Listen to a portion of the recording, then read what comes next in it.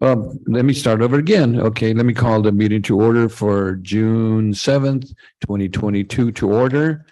And roll call and posting the agenda. And my understanding that V.N.A. Lopez is going to be a little late and potentially also Basua.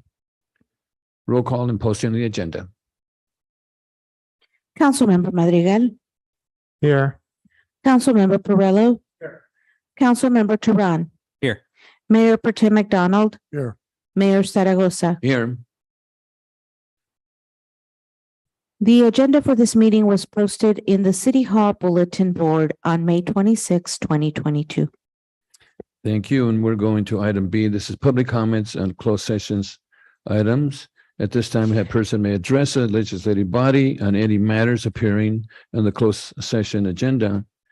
And the presiding officer may limit the public comments to 3 minutes. And my understanding that we have one speaker, Ty Hartley. You got 3 minutes time? Mayor Ty Hartley has not called in as of yet. We do not have any public speakers at this time. Okay, then Mr. City Attorney, maybe by the time you, okay. Mhm. The City Council will recess to a closed session pursuant to Government Code Section 54956.9, subdivision D1, to confer with its attorneys. The matters being discussed are Starr versus Chaparro et al., Hartley et al. Versus City of Oxnard et al., and City of Oxnard versus County of Ventura et al.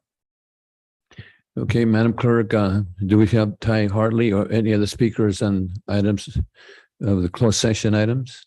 We do not have any public speakers for the closed session.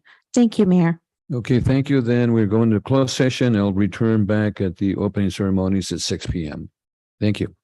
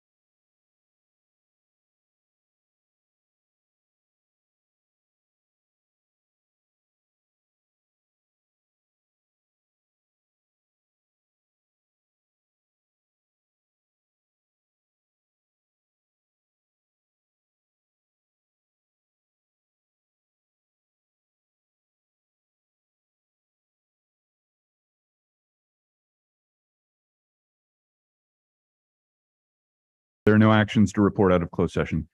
Thank you. So this is the opening ceremonies, and I'd like you to join me in the Pledge of Allegiance. And we'll have a moment of silence for all the individuals that have been murdered and killed across the United States. So please join me in the Pledge of Allegiance. I pledge allegiance to the flag of the United States of America and to the republic for which it stands, one nation, under God, indivisible, with liberty and justice for all.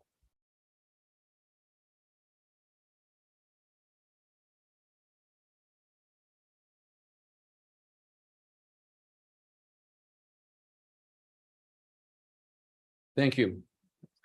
So now we have some ceremonial items that we're going to have here. We have 3 items that we're going to do. First of all, we're going to have a presentation for Jaime Villa. And this is a really important presentation. Jaime, are you in, and also the chief? And then after that, we'll have the Pride Month for City of Oxnard, and then the elder abuse followed by that. Jaime, can you come on? Testing 1, 2, 3. How you doing? No, nice to see you. Let me put this away, Chief. Okay, this is a really important combination. You know, this is Jaime Villa. Whereas Jaime Villa, the Emergency Medical Service Coordinator for the City of Oxnard, rose above and beyond the line of duty to facilitate and manage the city's COVID-19 responses for the past 2 years, which included expanding his role nearly overnight from serving 130 firefighters, or fire department employees, to become the coronavirus response coordinator with nearly 1,200 employees citywide that he helped out. Whereas at the very beginning, Jaime tracked the early stages of the pandemic and acted on the information judiciously to prepare for the needs of the city workforce, securing contracts, backup agreements for personnel protection equipment at as early as November of December 2019, which resulted in city employees being able to rely on protective gear needed for safely perform the essential duties for Oxnard and its residents. Whereas Jaime utilized the relationship he had to build local, state, and health agencies to support city staff, first establishing COVID-19 antibody testing, and later introduced an in-house rapid testing employees, for which he helped to prevent outbreaks among city workforces to eliminate disruption for essential services for city residents, including public safety, water, wastewater treatment, and trash collection. Jaime continued to provide the expertise and energy tirelessly throughout the public health crisis, working nearly 7 days a week for 24 months straight. Can you believe? Unbelievable. Doing the needs, helping, in fact, brief time, including his wedding anniversary and birthdays, in order to accommodate the needs of all city employees, making himself available via telephone, email, and answering any questions regarding symptoms, testing, and protocol guidance, and even in person, making house calls to administer tests to the employees over the holidays. Whereas Jaime's medical knowledge and science-based approach to overseeing the pandemic response efforts allowed the city to continue operations uninterrupted and resulted in 0 cases of COVID-19 transmission based upon the city employees interacting with the public. Now, therefore, the City Council, City of Oxnard, present this commendation to Jaime Villa for his recognition of his superior performance, along with the many actions and initiatives and responsibilities with exemplary excellence above and beyond the performance of duty. This is signed by the mayor with the great seal of the City of Oxnard. Jaime, like to share anything? Or maybe the chief first? Have the chief say something. It better be something good after that proclamation. No, just Mayor and Mayor Pro Tem, council members, and folks in the audience. Jaime Villa over the last 24 months has done just an absolutely phenomenal job. From when this thing first started, he was looking at all the research. He would continue to find research as this thing evolved. He aggressively implemented personal protective equipment for our personnel, and identified it as a respiratory issue very early on, an airborne contagion early on, and that's helped save, I believe, a lot of illness and likely deaths within our city. So he has done just remarkable work. And before I give up the microphone, there are a couple of things. One thing that Jaime couldn't have done everything that he's done without his wife Tiffany and his boys Andrew and Dylan. Yeah. Yeah. I think Tiffany does not want to stand up, but yeah, I think it speaks volumes as to how much our fire department has appreciated Jaime's work and indeed the sacrifice that Jaime's family's made over the last 24 months. The Oxnard Firefighters Association Local 1684, they actually sent Tiffany flowers at one point to say thank you for the amount of help that Jaime has provided. And so here comes Andrew and Dylan now to.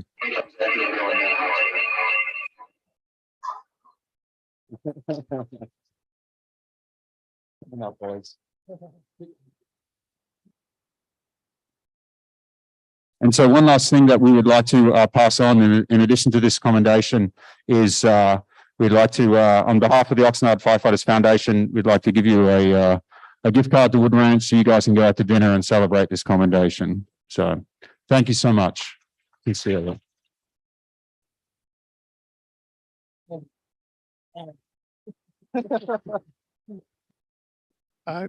So we can get this thing close enough.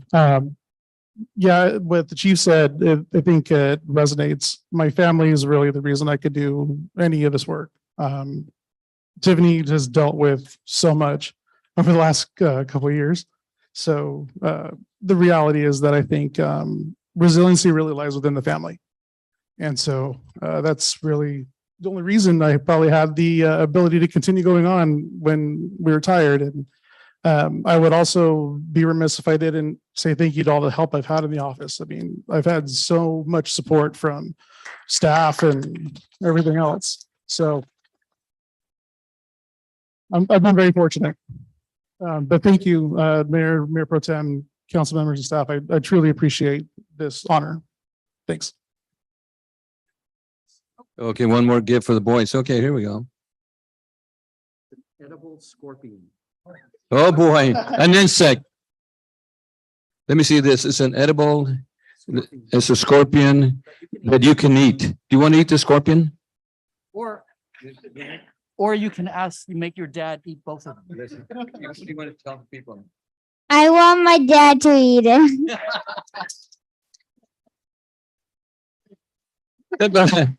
I want to share something personal too. You know, I ended up with a testing positive myself. You know, and what happened, my wife ended up with COVID-19, and I told Mary Ellen, my goodness, you know, I hope I don't get it. So I came over to Hyman, and he tested me, and he says, "Mr. Mayor, you better go home. You're positive." But however, you know, it was a mild COVID on my part because my wife wasn't really had it, but it was more the quarantine, you know, that I had to spend at home with my wife. So thank you for the vacation. Put your hands together again for Jaime. Thank you so much. And thank you, kid. Thank you. Thank you. You can go this way. Thank you so much. Chief, thank you. Thank you.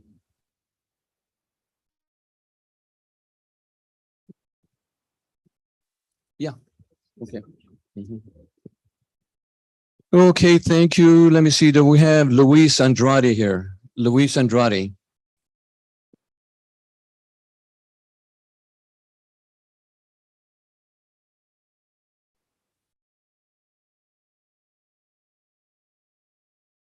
Hi, Luis. We have, Luis, a proclamation, LGBTQ Pride Month, June 2022. Whereas on June 28, 1969, led by the Black, trans, and queer leaders, Marsha P. Johnson and Stormy DeLavery, is that correct? DeLavery, LGBTQ community took a stand against brutality that began to fight the LGBTQ plus rights at Stonewall and in New York City. And where cities and towns throughout the United States commemorate the Stonewall riots each month by celebrating Pride Month. Whereas a tremendous amount of progress has been made by LGBTQ plus rights, transgender individuals still face high instances of hate crimes, bodily harm, and discrimination simply for being who they are.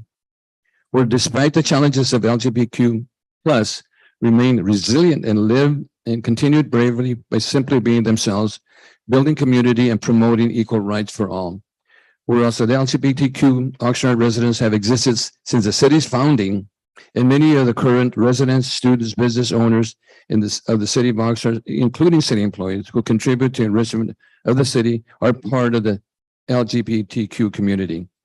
Whereas Pride Month offers community an opportunity to uplift and celebrate the differences and voices of the LGBTQ movement, including Black, Brown, Trans, Disabled, to celebrate the work of LGBTQ leaders and organize who have continuously fought to create equality of all. As a result, each generation is able to live, love, and be authentic to themselves.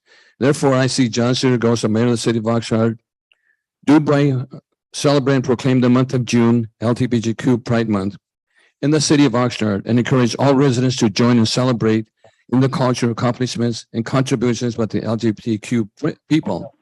The City Council encourages all residents to work and help advance the cause of equality here in the City of Oxnard.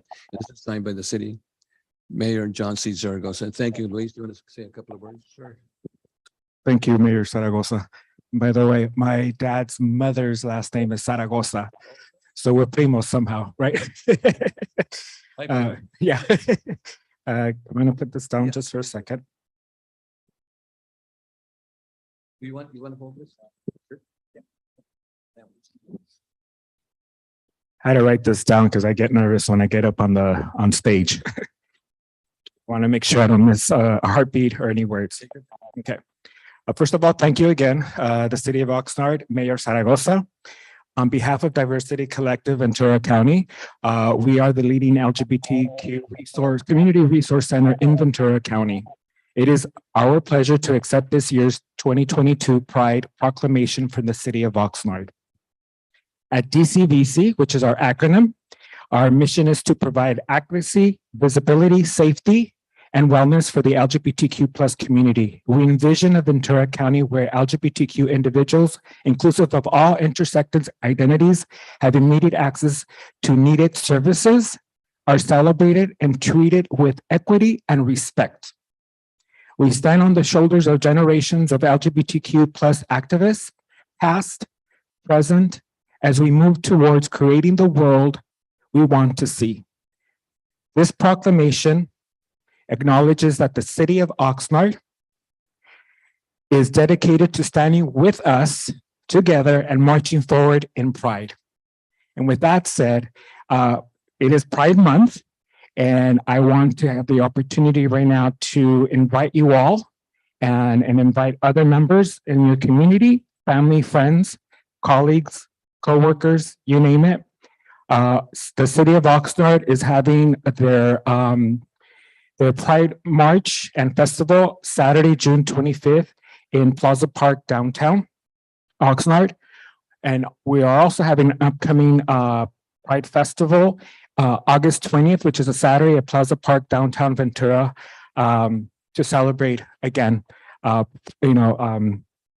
our identity and bringing ourselves, our authentic selves to work in the workforce and in our communities. Again, I want to thank you, Mayor Zaragoza, and the City of Oxnard and our community members for this proclamation. Thank you. Thank you, Mr. Andrade. Put your hands together for Andrade. Thank you so much for coming up. Do you want to share? Does your partner want to say anything? My name is AJ Holmes. I'm the newest board member with Diversity Collective Ventura County. And I also have to say, this is the first city council meeting I've attended in the City of Oxnard. I just renewed my lease in the City of Oxnard. I'm thrilled to be here. Previously, I lived in Tennessee for 27 years. So I've relocated here. I own a business in the county, and this is an exceptional place to live and work. I'm thrilled to be here and really, truly honored and humbled to know that a city body and a local government would stand by pride and stand by this organization. This would not happen in my hometown, and it is truly heartwarming. So thank you all. Thank you so much. Thank you so much. Mhm.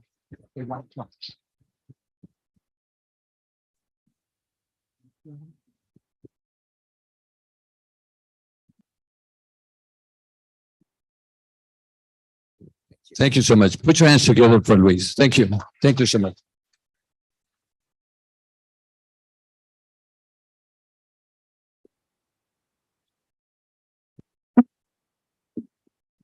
Thank you. So we have one more accommodation here. Scott Aaron from the Oxnard PD. Scott.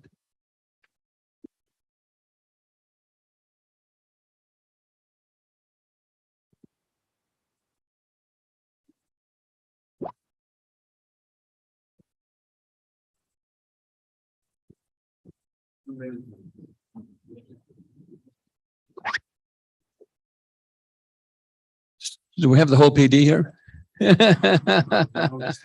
So much. Come right over. Half and half. Half and half.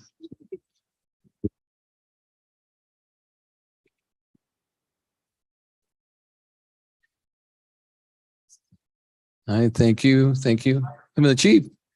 Thank you so much. This is a proclamation, Elderly and Disability Abuse Awareness Month, June 2022. Whereas June is designated as Elder and Disability Abuse Month, and whereas the victims of elder and disability abuse include men, women of diverse educational, social, economic, ethnic backgrounds who have been victimized by strangers and or by persons they know, or people that occupy positions of trust, including family members, neighbors, friends, and others whom the victims interact with. Whereas Elder Disability Abuse Awareness Month provides a focused opportunity for residents to learn more about preventing elder and disability abuse and show support for numerous organizations and individuals who provide critical advocacy services and assistance to the survivors.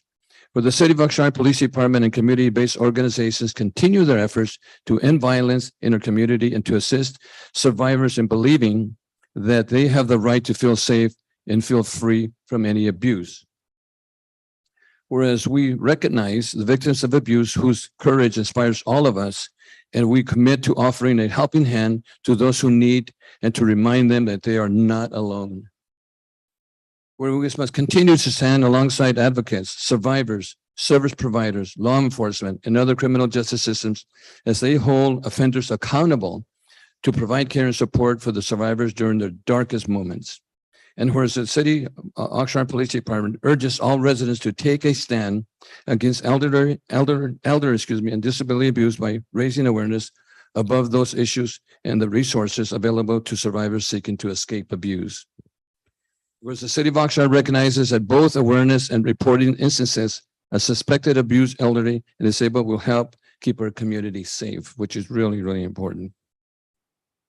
Now, therefore, I, John C. Zaragoza, Mayor of the City of Oxnard, do hereby proclaim June 2022 as Elder Disability Abuse Month in the City of Oxnard and encourage all residents to participate in programs and outreach and efforts towards educating and supporting those who are victims of disability and abuse. And this is signed by the Mayor of the City of Oxnard today. Congratulations. Sir, Yes. a couple of words. Thank you, Mayor. Thank you, City Council. Can you hear me? Okay. I just wanted to say that as we come out of the COVID-19 pandemic, we're finding more and more instances of elder abuse are becoming more apparent to us, and we are investigating those. But I can't do it without our greatest partner from Adult Protective Services, Carrie Aldava.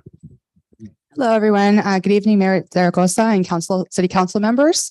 I'd just like to say a couple of words just to kind of highlight the importance of the partnership that the Adult Protective Services program has with the Oxnard Police Department. I'm not sure if everyone's aware that 1 in 10 Americans over the age of 60 have experienced some form of elder abuse. However, only 1 in 24 cases is ever reported and 1 in 44 are never reported. Ventura County Adult Protective Services received over 5,110 reports of abuse and neglect last year and is already on pace to surpass that amount this year. The Adult Protective Services Program is proud of its continued partnership with the Oxnard Police Department to help protect vulnerable elders residing in the city of Oxnard. There are several examples of successful outcomes for these elders. Sergeant Scott Aaron regularly attends our multidisciplinary team meetings, which provides a critical law enforcement perspective to help inform the case discussions. Detective Erica Escalante recently uncovered substantial amounts of identity theft impacting multiple victims and brought it to the attention of Adult Protective Services, which allowed the Adult Protective Services Program to seek out financial solutions to help mitigate the problem. And finally, Officer Blanche made a concerted effort to find one of our missing elders, which resulted in critical information being discovered that helped to further an abuse investigation. Thank you. Thank you. Chief? In brief, thank you. I think you said about half the police department was here. I will submit that about 7/8 of the fire department was here, but they had to go back to work. But seriously, this is a very serious subject. And to give you an idea about the case volume, our detectives, our family protection unit, who is here with us this evening, along with the detectives as well as the professional staff, these are the ones that really care about what they do. And they handled over 200 of these cases last year. And we're looking forward to a time when we are at the Family Justice Center with this unit, giving even better service and more attention to this. And I would also like to, again, thank our partners at Adult Protective Services for partnering with us, because it can't be done just on our own. Thank you. Thank you, Chief. Put your hands together for all of you. Thank you so much. Thank you. Anybody else? Nobody else wants to share anything? Thank you again for all your good work. Thank you so much. And when I become an elder, I'm gonna look for you. Okay. Thank you so much. You can go this way or that way. Thank you so much.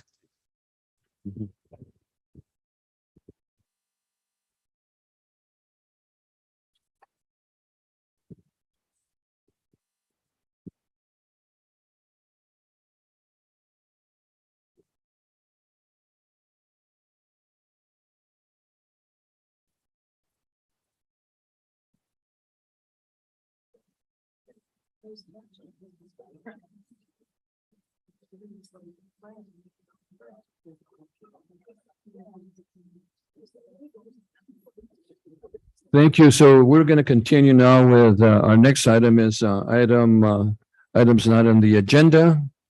And this is a time for the individuals to share information that is not in the agenda, and we'll allow 3 minutes. So I have 3 speakers here on this item. We have, in fact, I have 4. And we're going to start off with Lang Martinez, followed by Steve Sutler. Lang Martinez.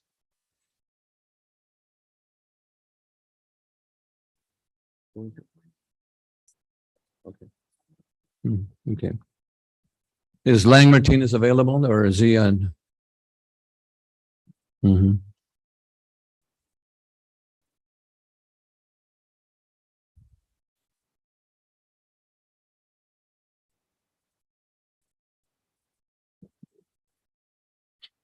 Mr. Lang Martinez, if you could please unmute by pressing *6.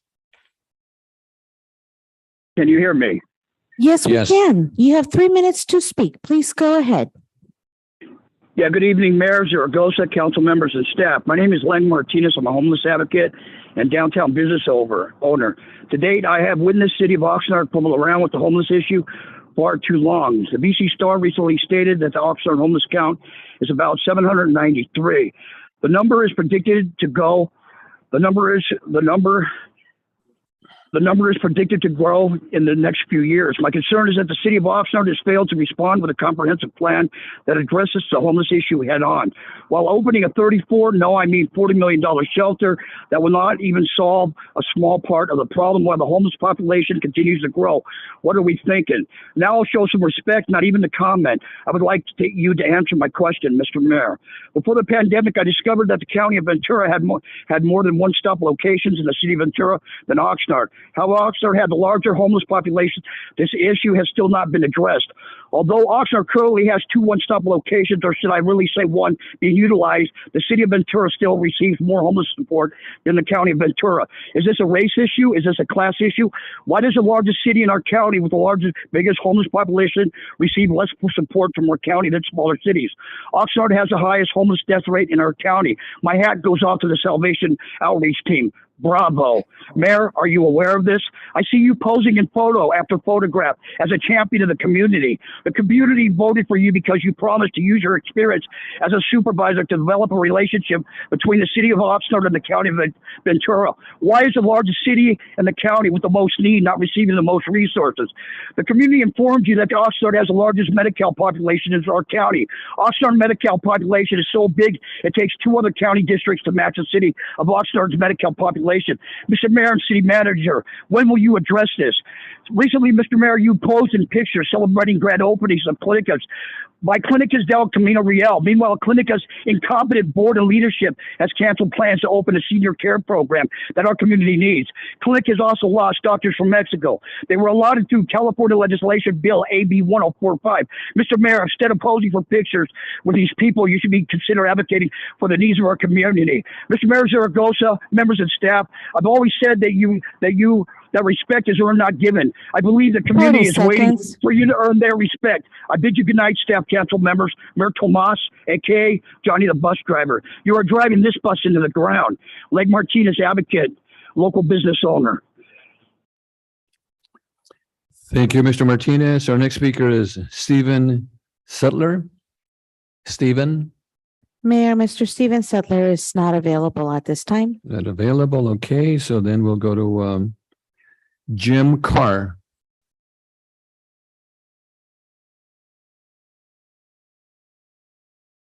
Hello, Jim. You got 3 minutes, sir. My name is Jim Carr. Jim Carr, and I'm a property owner in the colony, and I'm here tonight to express my concerns about the deplorable conditions in the parkways in Assessment District Number 4 at Mandalay Beach. I met with Eric Story on May 5th to discuss my concerns and showed him the overgrown parkways. And right now our service level is F, the lowest level of service of 4 times a year. The Embassy Suite Hotel is spending $30 million in renovating and changing the name to Zagari Dunes of Mandalay Beach, a Hilton Curio Collection Resort. The grass in the parkway around the hotel is over 1 foot high. The hotel is supposed to be the crown jewel of Oxnard, but the parkway landscape around the colony and hotel looks deplorable, and our next mowing isn't scheduled until July. I asked Eric for an accounting of where the money is. Listen close. The colony pays in $21,346. Embassy Suite pays, hotel pays in $18,100, and the city pays in $12,037 for a total of $51,583 into the assessment district number 4. Here is how that money is spent. Utilities, $10,125. Maintenance agreement, $14,945. That's $3,736 every time they mow and edge our parkway.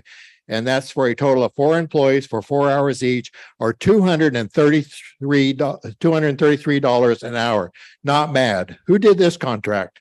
Staff expenses, $7,299. NBS consulting fees, $1,529. Special project fees, $14,102. Not sure what that is. City indirect costs, $1,550, and county fees, $191. As you can see, there's a lot of fees just to maintain deplorable conditions in our parkways. I've asked Eric Story for a breakdown of what each of these expenses entails, and as of this date, he has not provided it to me. I have emailed Michael Wolf, Alex Wynn, Eric Story, and Council Member Bert Pertelli with my concerns with pictures. As of this date, no solutions have been given except only that our assessment district is broke. I would like it if you would get out of the office and come see for yourself how bad things are around the colony. I know you will be embarrassed for the city. I was told that the city cannot mix general funds with assessment district funds without council approval. Since some of the assessment districts are underfunded, I would hope you would approve some money. Eric Story hired a grounds worker to come out to our 15 parkways seconds. with a weed whacker instead of a mower to knock down some of the weeds, but the job looks like a bad haircut. Our overgrown, unkept parkways are in violation of City Code 16-642. I have one solution. If this is not resolved, you could hire goats using the special project money to graze on our parkways to keep the grass down. But Thank I you, hope Mr. you'll Carr. have a better solution. Thank Mr. you for Carr. your time, Thank you. and you have my phone number if you would like to discuss more with me. Thank you. Thank you, sir. Our next speaker is Kevin White.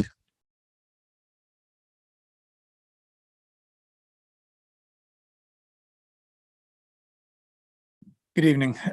Unfortunately, I'm not as prepared as that gentleman was with all the numbers, but I do know kind of what's happened here.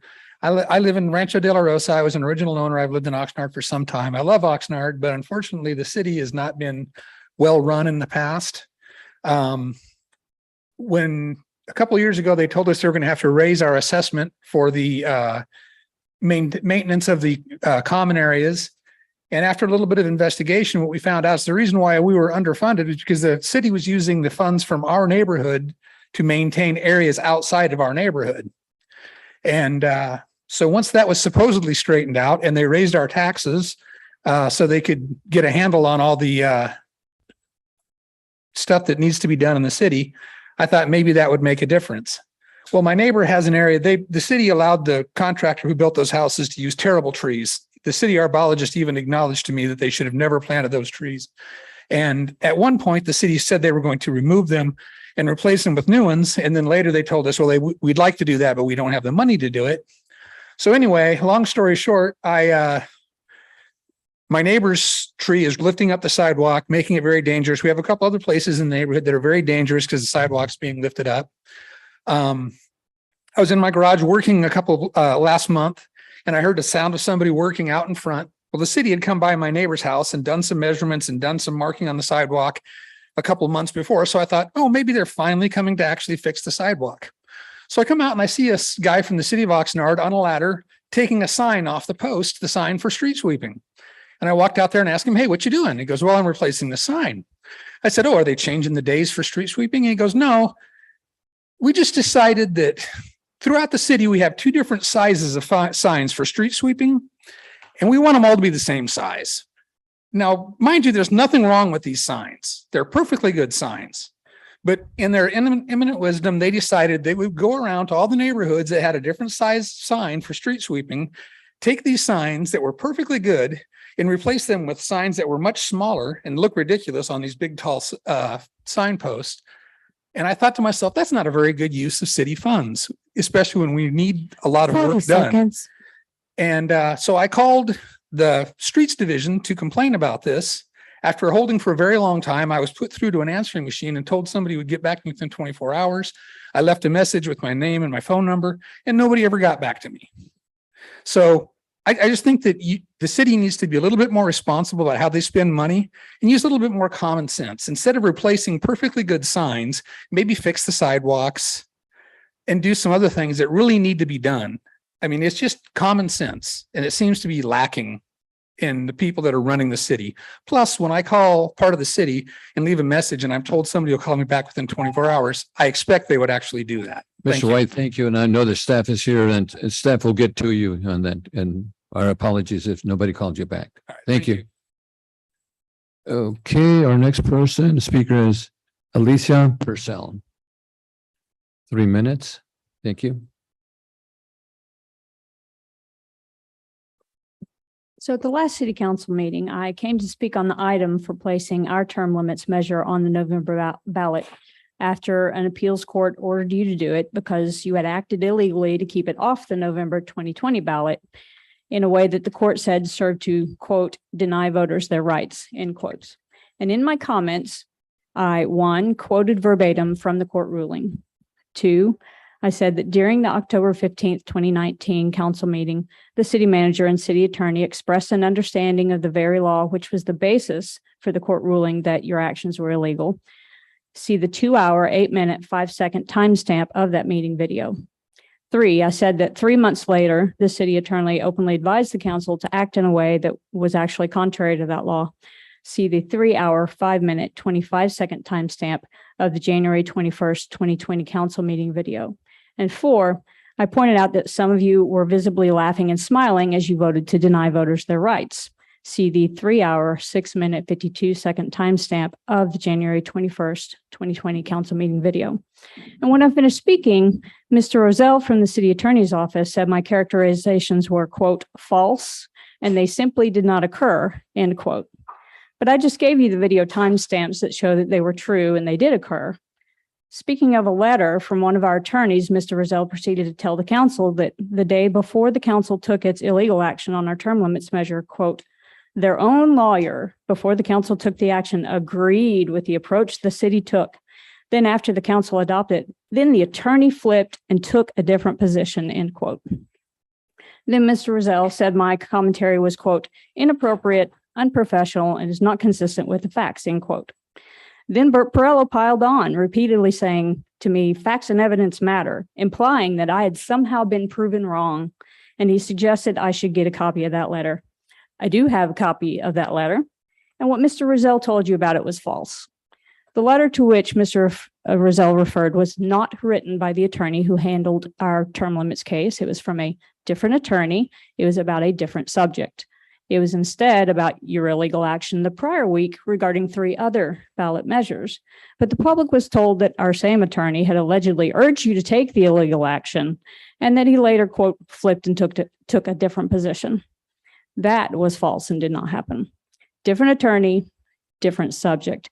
And the entire point of the term limits lawsuit was that it had to be handled differently than those 3 other measures that were the subject of the letter. So, Mr. Perello, I do have the facts and the evidence right here, and I don't need lectures from you about the importance of facts and evidence when you have neither. Thank you. Thank you. Okay, Madam Clerk, do we have any other speakers on this item? Mayor, we do have 2 additional virtual speakers. Okay, let's go ahead. Speaker with phone number 4716 ending in 4716. Please unmute by pressing *6.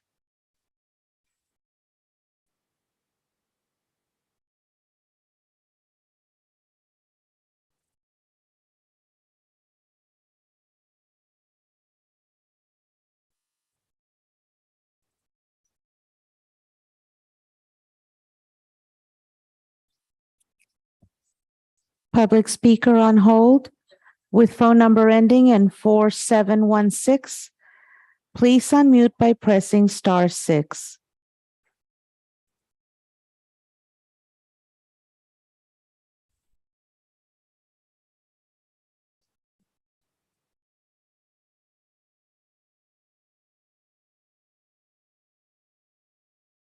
Do we have a second speaker, ma'am? We're going to go to the next speaker. Mhm.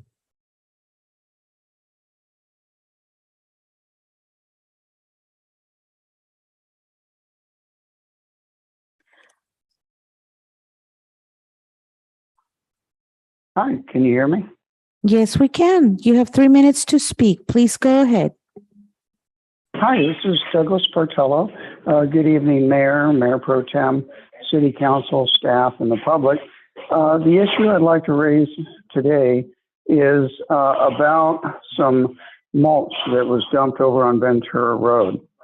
There's a gentleman in my neighborhood, his name's Dave Lytell, and he likes to give a report to an email thread about the activities of the perimeter landscaping. So in that, he invited me to join when I became the neighborhood council chair for Cabrillo. And I got a phone call from my admin for Oxnard Grassroots Volunteers, Cecile Faulkner, about a month ago. And she called me up and asked me if I knew about these huge piles of mulch that were dumped out on Ventura Road. Between Ivywood and Devonshire, in 2 locations, there were huge piles of mulch dumped. Well, I had responded to her that no, I did not know, and I haven't driven over there in some time. And then shortly after that, I got a text from Joe Perez from the Parks Department, the supervisor, saying that he had gotten a complaint about the mulch there that was on the sidewalk. So I responded to Joe and let him know that I don't know who dumped the mulch there, but I offered to go ahead and take care of it and remove it there. I used it for the project. I'm almost 2 years into beautifying the perimeter of Cabrillo neighborhood. So I decided to go ahead and take care of this myself and spare the city of any expense that they might have to take the mulch away. And then, we could use it. So then in the email thread, I let those folks know about the situation with the mulch. I'd spoken to Joe and handle it. And so it seemed like that was a done deal, right? Not according to Bert Perillo. So he comes back in an email asking whether that mulch is part of my activity with Oxnard Grassroots Volunteers, and that he had heard that a private person is asking private companies to dump mulch there. Well, I've already responded to the mulch. I don't know who did it. To this day, we don't know who dropped that mulch. But I went ahead and took care of it for the city. Save the taxpayers money. I've been out there 2 years now beautifying the perimeter of my neighborhood.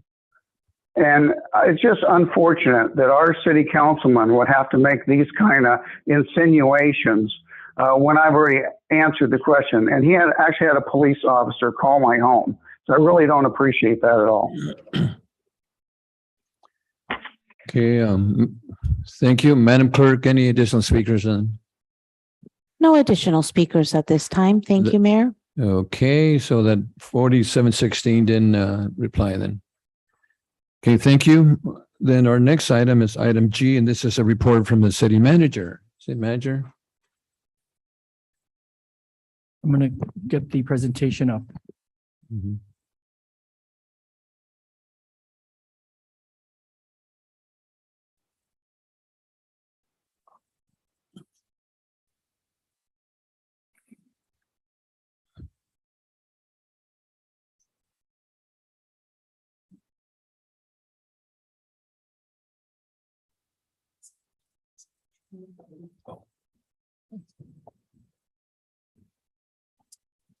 Okay. So first, just a couple of announcements regarding COVID. I'm sure everyone is completely pandemic fatigued, but just as some possible foreshadowing, earlier this month, the county of Alameda up north started requiring masking in indoor public places again. So just to remind everyone that we're not quite out of this pandemic. And also another reminder is that this came from our county's public health department announcements, reminders that vaccines are now available for children 5 years and up. So aside from that, I want to just quickly share a few photos from the insect festival that we had, except that it was on the end. Okay. So this occurred this past Saturday, and many people attended. I know some of you on this dais here were able to attend. So I want to just share a few photos and just say a couple words about it. So you can get a sense of what was happening there. There was arts and crafts, various vendors displaying and sharing and allowing children and adults to hold versions of insects. There's a good overview, and it was pretty consistently packed for most of the 6 hours. There was a costume contest in various age groups. The kids took that pretty seriously. There you can see it happening. I think that's one of the winners. And then here is you can see the expression of the kids. I think these are mealworms that are alive and crawling. And so you can see their expression, how they like holding a palm full of these. I didn't notice anyone actually eating these. but they are edible. Here's another shot of kids looking, I don't even know what's in there, but it's clearly fascinating. Here, if you look closely at the bottom, this child is holding one of two blue beetles that was actually brought from the private collection of one of our staff members in the water department. But interesting color and the fact that you could touch and hold that bug. Here are kids looking at, so on the right hand, these two kids, I think those are big. I'm not sure what they are. They look like some form of a grub, but believe it or not, grubs are also edible. We'll be graduating to that next year in terms of the tasting panel. And here's the people on the tasting panel this year. This clearly was taken before the eating commenced, because we all look quite happy. And then here's a close-up of one of the items that we ate. So I know, I'm hoping you'll all have various comments about the festival. I think for me, it boils down to one word that I think is rarely used anymore in describing activities in American society these days, which I thought the festival in its entirety was rather wholesome. And I want to thank the Recreation and Cultural Community Services staff who did a stellar job hosting, putting on this magnificent event. And that concludes my remarks. Thank you. Thank you so much, Mr. City Manager. Appreciate that. We had a lot of fun there. Our next item H, this is the City Council and Housing Authority and council members. This is time for members of the City Council to make any brief announcements or any reports of their activities, and also if they have any items they'd like to request for future agenda items, and we'd like to keep that to 3 minutes. So, council members, I would like to start on this item and kind of share some information that I had. I had a very busy weekend. It started off on Sunday morning, renaming the Rio Vista Middle School Gym to John V. McGarry Gymnasium. Mr. McGarry was a very involved individual with the school district. He was a teacher, he was a principal, he was a superintendent for 31 years. And I'd like to share that Councilmember Perrella and myself presented a certificate to his family and family members. This individual did a lot for the community. He really was a person that attended school here, Santa Clara Elementary all the way through high school, and just a well-deserved person, and the gym was named after him. And the second item, I attended Sergeant Hillis's Ride for Blue honoring Ventura County first responders. There was well over 400 bikers that participated here in Oxnard. I'd like to thank Chief Benitez and his staff and the police and fire department for providing lunches for all these participants. My understanding is, Chief, that they started from Simi Valley to Thousand Oaks to Camarillo to Hueneme to Oxnard to Ventura, all the way around up to Santa Paula. And those individuals said, I just great to see all those motorcycles. And again, I mentioned to Chief Benitez and his wife Saturday that this individual really loved him tremendously, and Chief Benitez, his wife, but I love him more. But I want to thank him anyway for the good work that he did. Number 3, I attended a very successful insect festival at Plaza Park and had the opportunity to taste some tasty crickets and other insect tacos with the city manager, Mr. Newland, with the city attorney, Mr. Fisher, with council members Charan, Councilmember Perrella, and Madrigal. And again, I want to thank Terrell Harrison and his department for his job well done. It is really amazing to see all those families. But one of the things, council members and members of the audience, that I really enjoyed seeing all those children running from back and forth, actually looking at the insects, something that I believe that will educate them in the science of insects. So I believe, Mr. City Manager, we have several thousand people there, and that photo that you showed just showed a partial amount of people that were there. And I also had the opportunity to, later on that evening to attend the Central Coast Labor Council honoring 32 annual Labor Leaders of the Year. And I'd like to commend Councilmember Benny Lopez. She did an excellent job at the dinner. She was awarded the Working Families Champion for helping numerous families here in the city of Oxnard, and many items that the city council has done. So I really want to thank you, Councilman Lopez, for doing an excellent job representing the city of Oxnard. Thank you so much. Put your hands together for Benny Lopez. And by the way, there was a couple of hundred people there listening to your presentation. Thank you so much. And also on Sunday, and I attended also I was invited to the Chivas of Americas and the Americas soccer teams from Mexico at Pacifica High School Stadium. There was well over 2,000 people in attendance there. And I'd like to share that our police officers, union police officers, played against the consulate folks from Oxnard, from LA. And I think we lost by a couple of points there, Chief. But they did a good job. So I want to thank Officer MacArthur for doing that, which I really think is really important. And I'd like to commend also the Pacific High School for a beautiful field that they have. It's artificial turf. And I walked on it as like walking a nice carpet, a really beautiful place, So thank you for that.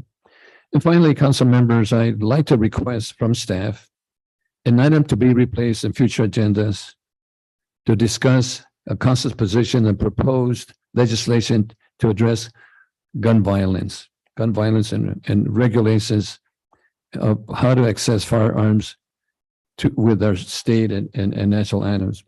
I know that all of us have heard about the numerous tragic events across the U.S. and gun violence, mass shootings in schools and churches and businesses and other outdoor areas that basically happen every single day. So I would really like to have our city council discuss a position on gun control items.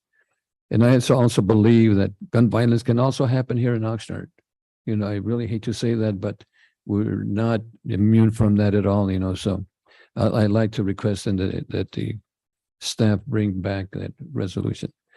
Thank you, council members. And I think we have Mayor Pro Tem is next. Thank you, Mr. Mayor. And in regards to your request, I'd be happy to support that, but I would ask that we do a holistic approach to the issue, not only dealing on the weapons side of it, but also the mental health side and other issues. I think it's really a four-prong approach. So I hope staff would take all of that into consideration when they bring the issue back to us. In regards to council comments, I'm happy to say that on the LOSAM board, which is the Pacific Surf Liner service between San Diego and San Luis Obispo, we are now pet friendly. If you wish to travel with your pets in the train, we will accommodate that. And a lot of other Amtrak services are now making inroads to that too. So we want you to travel. If you want to travel with your pets, they're welcome on our trains. So we're looking forward to that. And finally, last week at Gold Coast Transit District, we displayed a hydrogen fuel cell bus, which I think is the new age of vehicles to help reduce pollution. Hydrogen fuel cell, the only byproduct that comes out of the engine system is water droplets coming out of the exhaust, but it powers a electrical mechanical system. So I think it's going to be the wave of the future. I had thought about buying a hydrogen fuel cell car, but unfortunately, the only place you can find hydrogen right now is in Thousand Oaks. So I didn't want to drive all the way up there and give them my money for their hydrogen. But I think that's going to be the future of transportation. So thank you, Mr. Mayor. Thank you, Mayor Pro Tem. Councilman Tron. Thank you, Mayor. I'm going to start first by thanking you for requesting the agenda item in the future regarding gun violence. I also would like to support having that come forward in the near future for this council and the public to be able to see. Working in education and working with youth my entire career, I certainly have feelings on this issue, and I would absolutely advocate for our community to be able to see this and have this conversation. So thank you. Moving into updates. On May 26th, we had the River Park Town Hall for the CFD budget that is actually on the agenda tonight. And we had a hybrid meeting at the middle school out in River Park. And it was by a hybrid meeting, we had folks who were able to attend in person, or folks could take the option to view it online on Zoom, live simulcast from the live meeting. And I have to say that, I want to give thanks to our special district staff for the presentation they did and for coming out, as well as our recreation staff for helping with logistics, and our staff who were there to support, as well as our police department representatives who were there for their portion of the budget as well. All in, we had around 40 people, it seems, about half in person, half were on Zoom. And the response afterwards, I took a look on social media, and there were a couple of posts of people speaking very highly of the presentation, but also of the meeting itself. And I hope that us offering it in person and online allowed more access, or made it more accessible to folks who may prefer to be in person, or those who would like to just listen to it and view from home. The responses were great, and it also encouraged feedback and discussion after the meeting as well, and I was happy to see that happening. So also on May 26th, the Fremont North Neighborhood Council held their meeting, and because I was at the River Park meeting, I want to thank the executive board for the Fremont North Neighborhood Council, especially the chair, for allowing me to pre-record my presentation to them, just a quick update on their neighborhood. And since they were on Zoom, they had that available to them. This Thursday, June 9th, Sierra Linda Neighborhood Council will be meeting, and the neighborhood policing team officer, Corporal Valenzuela, will be there, as well as myself, to present to the residents on updates on Sierra Linda specifically. And then River Park will have their annual election meeting on June 16th, the following Thursday, and that will be over Zoom. You can find the agenda on the weekly packet, or you can look online, or you can contact Samantha Shapiro in the city manager's office to be able to access the link to register for that election meeting. All right, so last things here, I want to thank our Environmental Resources Department for providing a visit and a tour of their administrative and their operational facilities this past Friday. I enjoyed doing that with the mayor and some of the staff, and really seeing the ins and outs of how our facility works, what some of the needs are, but also the many efficiencies that they've found given the resources that they have. And so I want to thank them for that. Also, thank you for the Pride Month proclamation that we just had. And I would like to share that in the 118-year history of the city, last year was 118 years. It was the first time that the Progress Pride flag had flown over City Hall. And I thought that was a great show of solidarity and support for LGBTQ plus community. A year later, now 119 years in our city's history, now the Progress Pride flag during this month is flying over multiple city facilities all throughout the city. And you may see it at libraries, fire stations, at our police department. And I just want to thank the city for that additional enhanced show of solidarity for our LGBTQ plus community. And really the support that staff showed in last year's raising of the flag and pushing to have it be this year across the city. And again, thank you for the Insect Festival. My kids loved it 2 years ago. They loved it even more this year. And I enjoyed the insect tasting. I do want to share, I've been a vegetarian for 22 years. I was happy to take a day off for that taco. It was very interesting.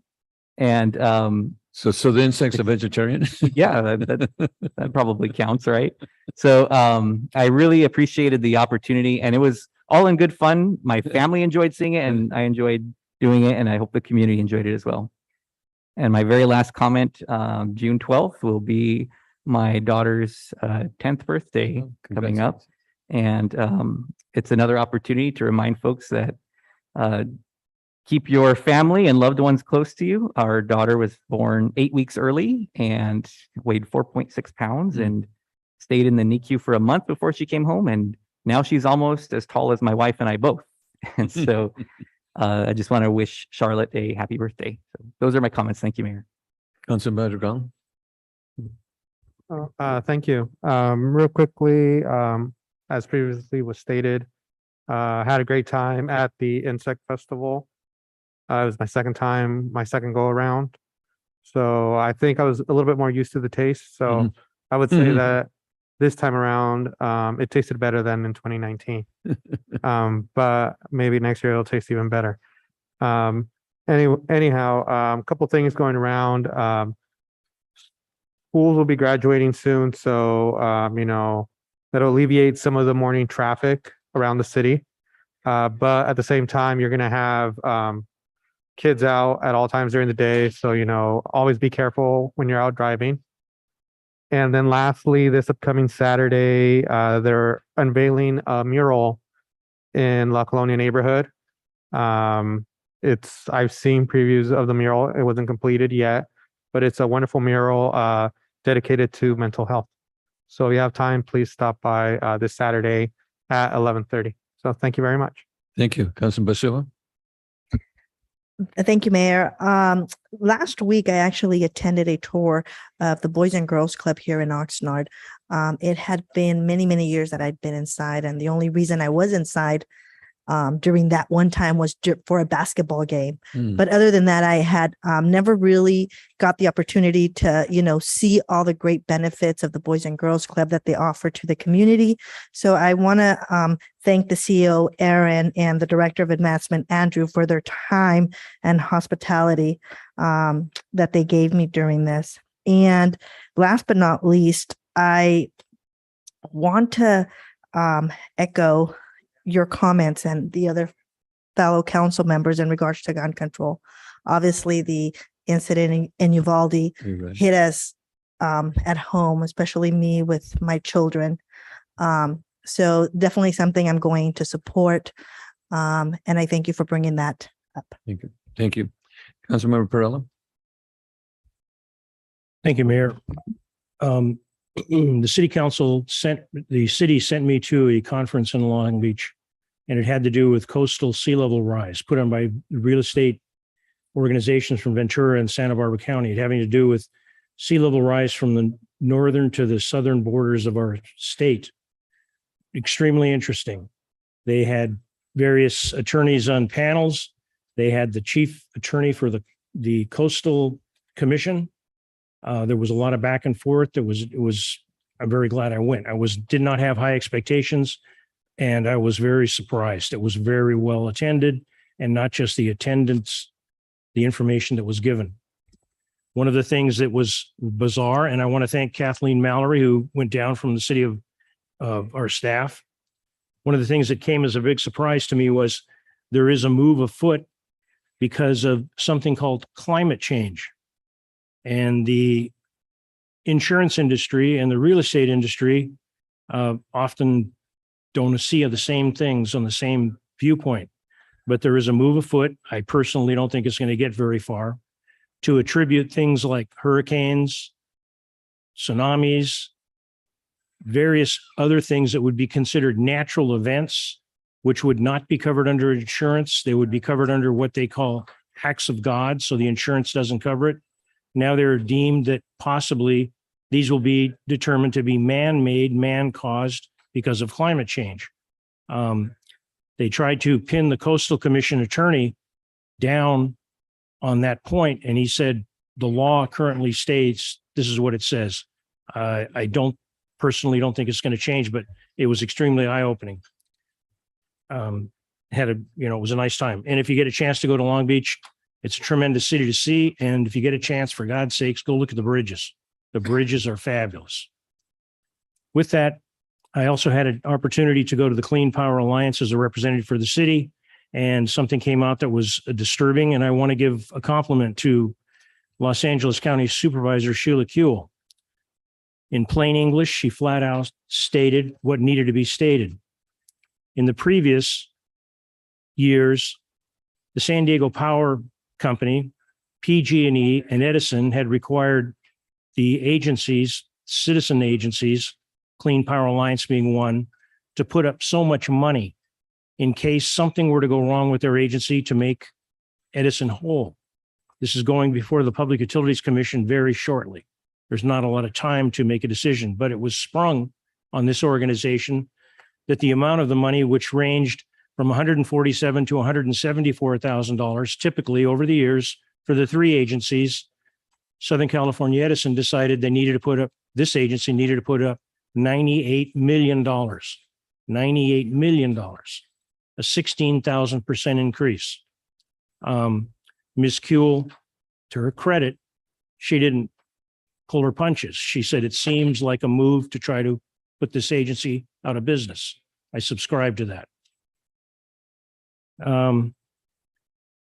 With the comments about the insect festival, I did have a good time. It was not mentioned. The police chief sat up there with us and he identified flavors from the taste buds that he has, which I did not find those flavors at all, but I did not find that it was that unpalatable.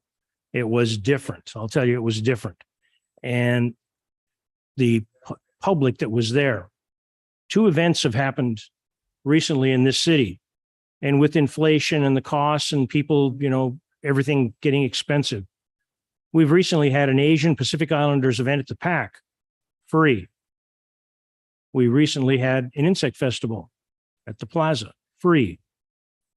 The Plaza one was tremendously attended. The PAC was not that well attended. Ladies and gentlemen, you have family, these things were free. There was enough to keep people interested.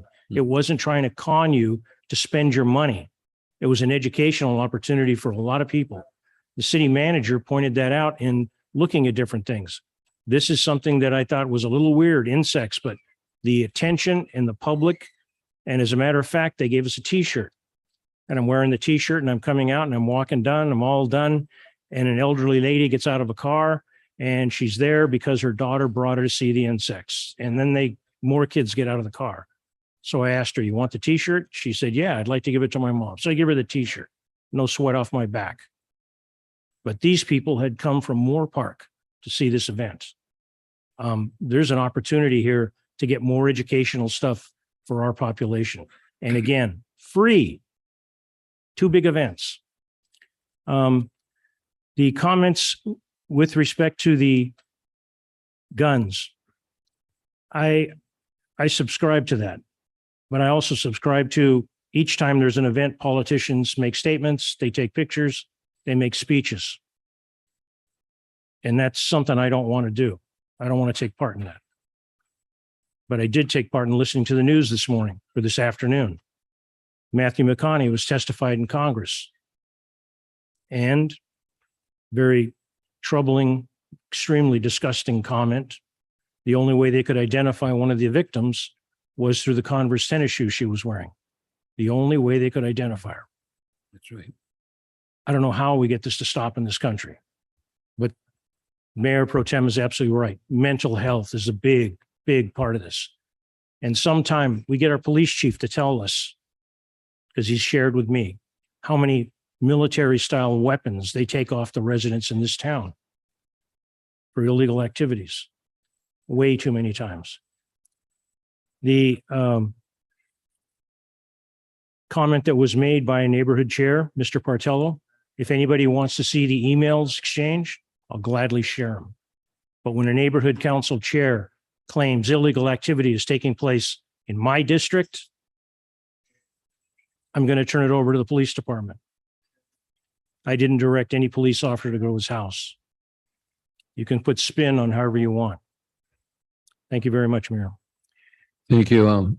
And sorry, Mayor. Okay. Yes, I did attend the ribbon cutting for Mr. McGarity, and it was a tremendous thing. 31 years in one school district, all the accolades, all the things, the people that put that on. I don't have their complete names, but next week next meeting, I will give the complete names that put that on.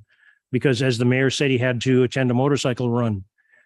At the end of the event, they brought up all the relatives for this guy. It was amazing that had come there and all the people that gave accolades to this superintendent. Thank you, Mayor. Thank you. But before we go to Councilman Lopez, I'd like to give my apologies to Chief Benitez for not mentioning his name with the crickets. But my understanding that he was taking place of Alexander Hamilton, our fire chief that wasn't there. Thank you, Chief. I had to say that, Chief. Councilwoman Lopez. Thank you, Mayor. And I'm saddened to have missed the Insect Festival, but it's really great to hear what great time everyone had. And I definitely saw and heard from friends who attended and they had a great time. So I do look forward to it next year when I can bring my nieces to enjoy as well. So just very quickly, we do have the Airport Authority meeting this coming Thursday. And one of the items on there will be the Campus Park project. So I just wanted to mention that for anyone out there who may be interested. And then one of the other pieces with the South Oxnard Aquatic Center is there's 2 meetings or community meetings coming up in June. That is really exciting as we see the Aquatic Center moving forward and it's coming to life.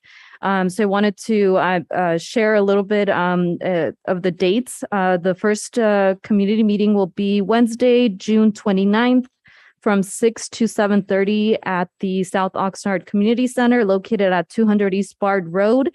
And the second one, you don't have to attend both. Either one is an option. So the second one is August 1st, which is a Monday, and that's from 6 to 7:30, same location. And this is a great opportunity for anyone who has been following this project to be a part of that timeline and process. Thank you. Thank you. And I also feel that you remind me of something Martha Guion and my assistant and myself attended the Rose Park Neighborhood Council. And one of the items that I mentioned was the Aquatic Center, and they were really elated to hear that Oxnard was going to get the Aquatic Center. And I also mentioned the skating rink there in Colonia that is going to help the community. So it reminded me of that. So Yes, Mayor. And although the Aquatic Center very quickly will be in South Oxnard, it's for all of Oxnard. I mentioned that. Thank you so much for that. Okay, thank you. Our next item is item I. This is a review of the consent items. If members have any concerns on this item, we have 1 to 9. But before we continue, I have 2 speakers on this item, and that's on let me see, would be K5 and K4 by Pat Brown. Pat Brown. K4 and K5.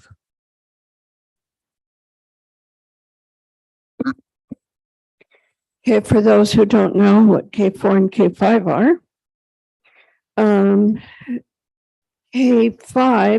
K4, we'll start with that one. Road maintenance, local streets and road maintenance rehab account project list for fiscal year 2022 and 23. And I'm wondering if there is a hotline that people can call and report their problems with the streets, because we've got some really bad ones, and I've run into them by accident, not expecting them to be there, and they're not in places where everybody's traveling, like up and down Oxnard Boulevard's not there at all, but they really do need to be fixed. And I'm just wondering if there's a hotline number that people could call as soon as they get to their location and tell exactly where this big hole is or whatever, and then they could, and then somebody could then put that on the list as to places to check instead of it just going and continuing on forever until somebody happens to run into it. And I'm sure that the public works director and our It would be engineer, nice. they're listening to that. Yes. Would be nice if you would, Okay. if you would see that that was done. The other point that I am concerned about is K5, the deferred development impact fee agreement with for a Central Terrace project located at 217 through 235 East 6th Street. And it's all involving many mansions and Central Terrace, LP referring and so forth and so on. And it's quite a sum, $825,683.16. My concern here is that I'm pretty sure that this is in my neighborhood on the east side of Oxnard Boulevard.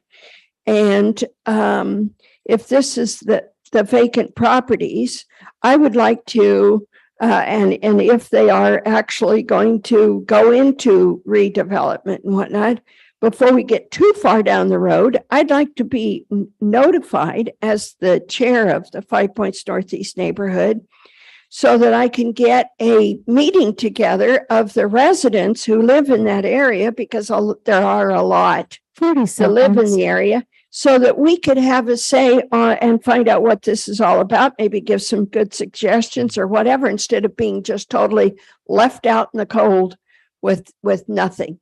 We're the ones who have been complaining that these properties are just vacant, that we should have a park up there and we should have some low-income housing and stuff instead of just letting it sit there as it has for many years. So I'm just giving you a suggestion. If somebody would let me know when something like this is going to happen, I would really, really like it. Thank you. Thank you so much. And Ashley, our assistant city manager, heard you. And this is on the properties at 217, 235 East 6th Street. And she'll probably contact you and give her some information. And Sherry, do we have the phone number for the 385 number for the SB1? We'll get that number to you. Thank you for sharing. Thank you so much. Oh, do you have it? Online, it's 311, but we will on the app. It's the 311 app. The 311 app. We will get the phone number as well. 311 app. Mayor, Okay, go ahead. I think specifically we should take a look at this one that Ms. Brown wrote, because under the background, the very first paragraph, it explains April 21st, 2021, pursuant to Oxnard City Code, the Community Development Director approved a request for a major downtown design review permit for this site. So there was an explanation in the staff. Yeah, so Ashley? Yes, and Joe's in the audience and can connect with Mrs. Brown, but this is an approved project. It's been both before the community workshop to We've had it here a before. hearing and also to city council. I'm waiting for him. So she's getting the information out. Thank you so much. I'm sorry, we have another speaker. Mayor, we have one more virtual. Okay, speaker. go ahead.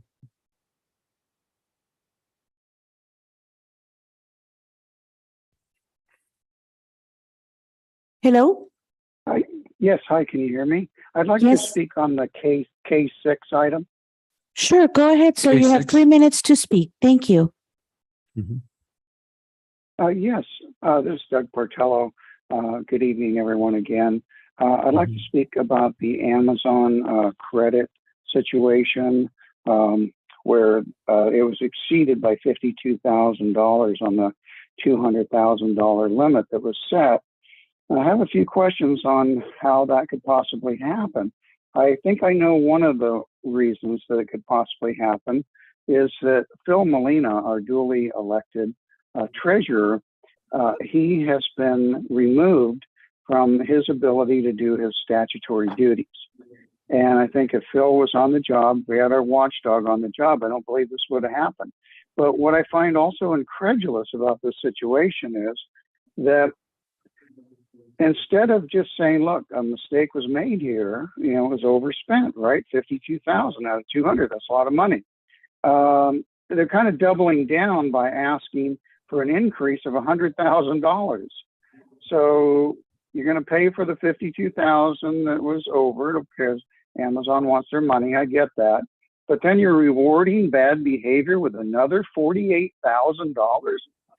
I just don't understand this at all. I wanted to speak on this when the finance committee, but I was unable to because the chair of that committee did not call for speakers. But I'm going to take my opportunity now to ask, how could this happen? And what I was even more incredulous, that the chair of that committee, our mayor, was actually praising Alex Wynn for handling this. Now, when Phil got his duties taken away, those duties were restructured to come under Alex Wynn. The assistant city treasurer is now under our city manager. So I think there's a lot of questions to be asked. Who are those 116 people that have access to that account? Who overspent? What's being bought with that account?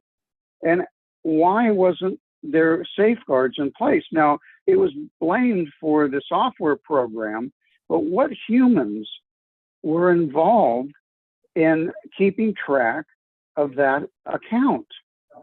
It's a very serious problem with the handling of public funds, and doubling down on it by increasing it from 200,000 to 300,000, that sends the wrong message to us, the taxpayers, who are paying for all this stuff. So I think there needs to be a full investigation, and I think that needs to be reported to the public, how this happened and what's going to be done about it so it doesn't happen again in the future. So there's a lot of questions, and often we get very few answers. But praising Alex Wynn for this, I just can't believe that. That's just incredible. So Thank you. I hope that we can get some answers. I think I have 20 seconds left. Thank you.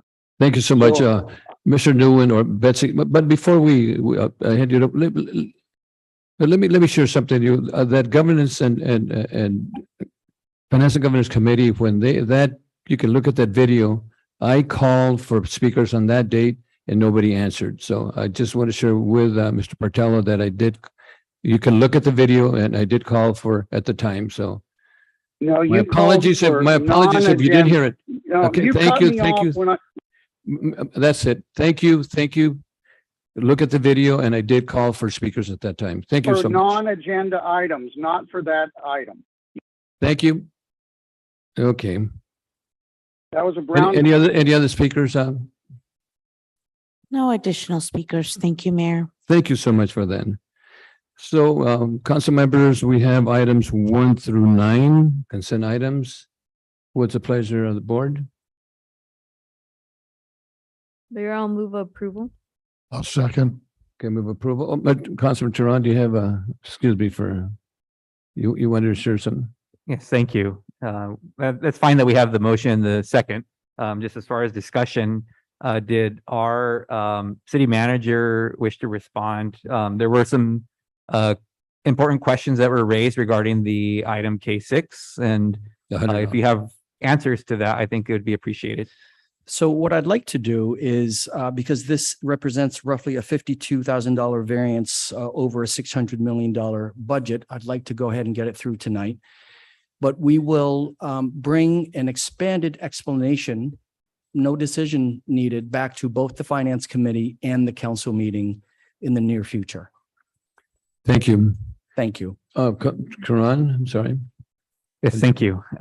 This did come to Finance and Governance Committee, and in looking at it and in speaking with our city manager about it, I would appreciate the expanded item later. And I spoke with our CFO about it as well. And I don't know how many, or I don't know the extent of our speakers' financial experience or budgeting experience. I know that's been one of the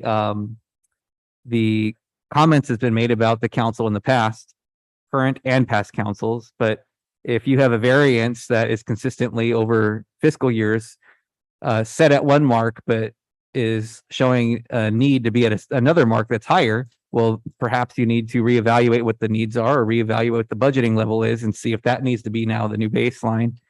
And so I appreciated having that conversation, but looking at a $52,000 variance on a $600,000 budget, just doing some quick math on that, that would be like me looking for $52 in $600,000, if that works.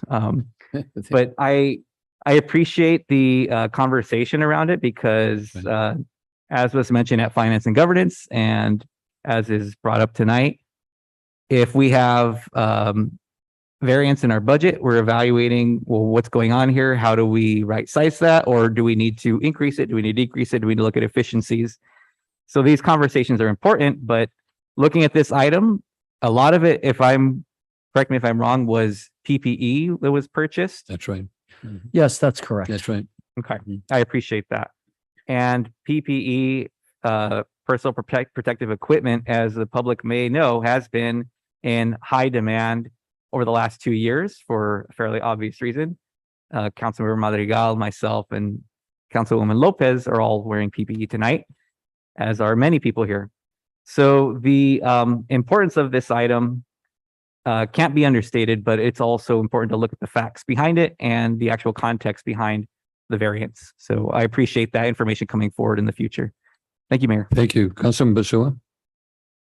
Thank you, Mayor. I was not at the Finance and Governance Committee this time around when this item came up, but I just want to remind the general public that a budget is just a budget document that is a projection of expenses that are scheduled to come out because of COVID and PPE. And I have not spoken to staff about this, but it would be reasonable to assume that the expenses went over budget. And that's why they're asking for additional appropriations. But I do appreciate the back and forth conversation, and I'm looking forward for the explanation. But I just want to remind the public again, the budget is just a projection. And it's a roadmap. Thank you so much. Okay, so we have a Councilman Perella. Yes, I appreciate the conversation. Mr. Turan, you were at the Finance Committee. Did the individual get stopped from making comments as he claimed? So at the Finance and Governance Committee, after the meeting was. Do you remember or you don't remember? So I didn't notice the screen if a hand was up or anything. However, I will say at the end of the meeting, I had text messages saying I'm trying to speak. I can't connect. But you don't remember? I don't recall that. No, He but couldn't connect. and just to clear that too, I don't check my phone during meetings. That's completely Okay. off limits for me. So I appreciate that. Because the reason I asked that, our city treasurer, our elected city treasurer, sends out emails with various accusations and claims on those emails, which apparently generated, as the gentleman's claimed, his questions. And oftentimes our city treasurer has been wrong. And as matter of fact of being the watchdog in the city, in the past, our city treasurer, our elected city treasurer, has been wrong. He is a talented, gifted individual, but he has made mistakes. He's not infallible. He is human. Okay, thank you. So we have a first from Councilman Lopez and a second by Mayor Pro Tem on this item 1 through 9. Okay, please vote.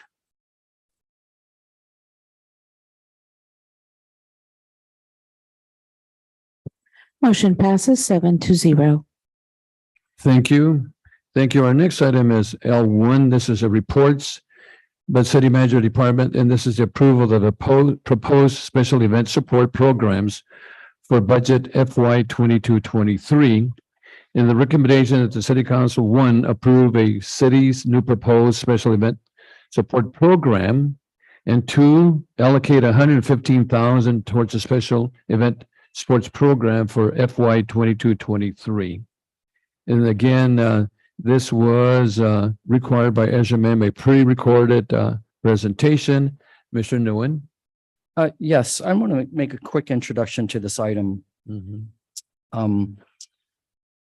In essence, what I am trying to do here is try to fashion a front door policy to replace a backdoor practice of how people may or may not get various services and fees waived. We just want to be as fair as possible, as open as possible, and to make it clear that these various services do cost taxpayer dollars, and we just want some policy direction about what the council would like to support. So much of what you see here obviously has happened, and hopefully will continue to occur. But that's in essence what this is. It's fashioning a front door policy to replace a backroom practice. Thank you. And my understanding too, Mr. City Manager, this is will be done by categories. And some are city events and some are not. Is that correct? Yes. So, council members, any additional questions on this? Okay, so. I would just like to make a comment on this. This is something when I first got on this council, and just prior to getting on this council, there were a lot of questions about how certain city services were used and certain organizations were favored and were certain things paid for. And this is something that has been a festering sore for a long time. This has been addressed, and I believe this will be taking care of it handily. But I totally support this. And my That's understanding. why it's come up. There have been abuses in the past, as the city manager said. And my understanding too, Mr. City Manager, this is also a cost recovery for each department that actually work on this events. Well, in some instances, it's really about making a policy statement about where the funds go. So it's not a cost recovery per se. It's just to spell out what the expenses are. And then, of course, people have to apply on a yearly basis. It's not if you approve it one time, it's not forever. You have to apply every single year. Correct. Just so that we're sure that the events are consistent and none of the qualifying characteristics have changed.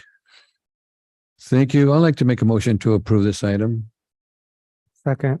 Second by Madrigal. Roll call. Please vote. Now roll call, please vote.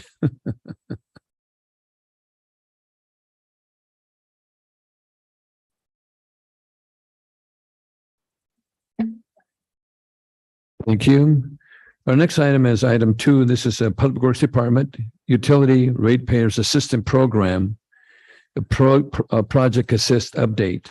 A recommendation of the City Council, 1, adopt a resolution for the Utility Ratepayer Assistance Program Project Assist for fiscal year 22-23 to assist eligible Oxnard residents and authorize the staff to grant financial relief equal to $15 minimum credit per utility charged to the customers who meet the eligibility requirements discussed in the staff report, and up to the funded amount of for fiscal year 2022, and also to authorize the staff to direct up to $145,000 from penalties charged to the city utility customers who pay their bills late to fund this project assist for this 22-23.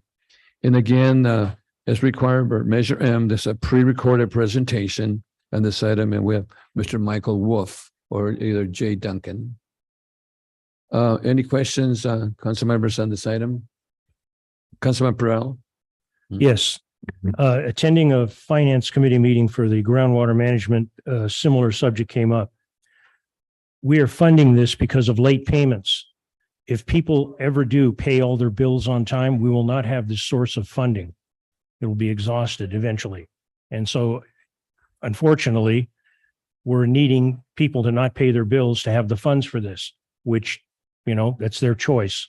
But we need to realize that if it ever does, people pay their bills on time, there will not be the source of funding. We'll have to look for it somewhere else. And my understanding too, Michael, that apparently some of the folks during the pandemic could not pay their bills and so forth. So we had a couple of years that there was not much funding, but there is funding now available for this program. Is that correct? Good evening, Mayor Pro Tem Michael Wolf, Public Works Director, council members as well.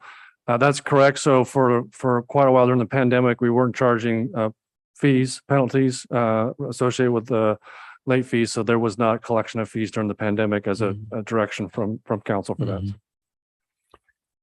Okay, council members, any questions, Mr. J. Duncan, or if not, we need a motion on this item?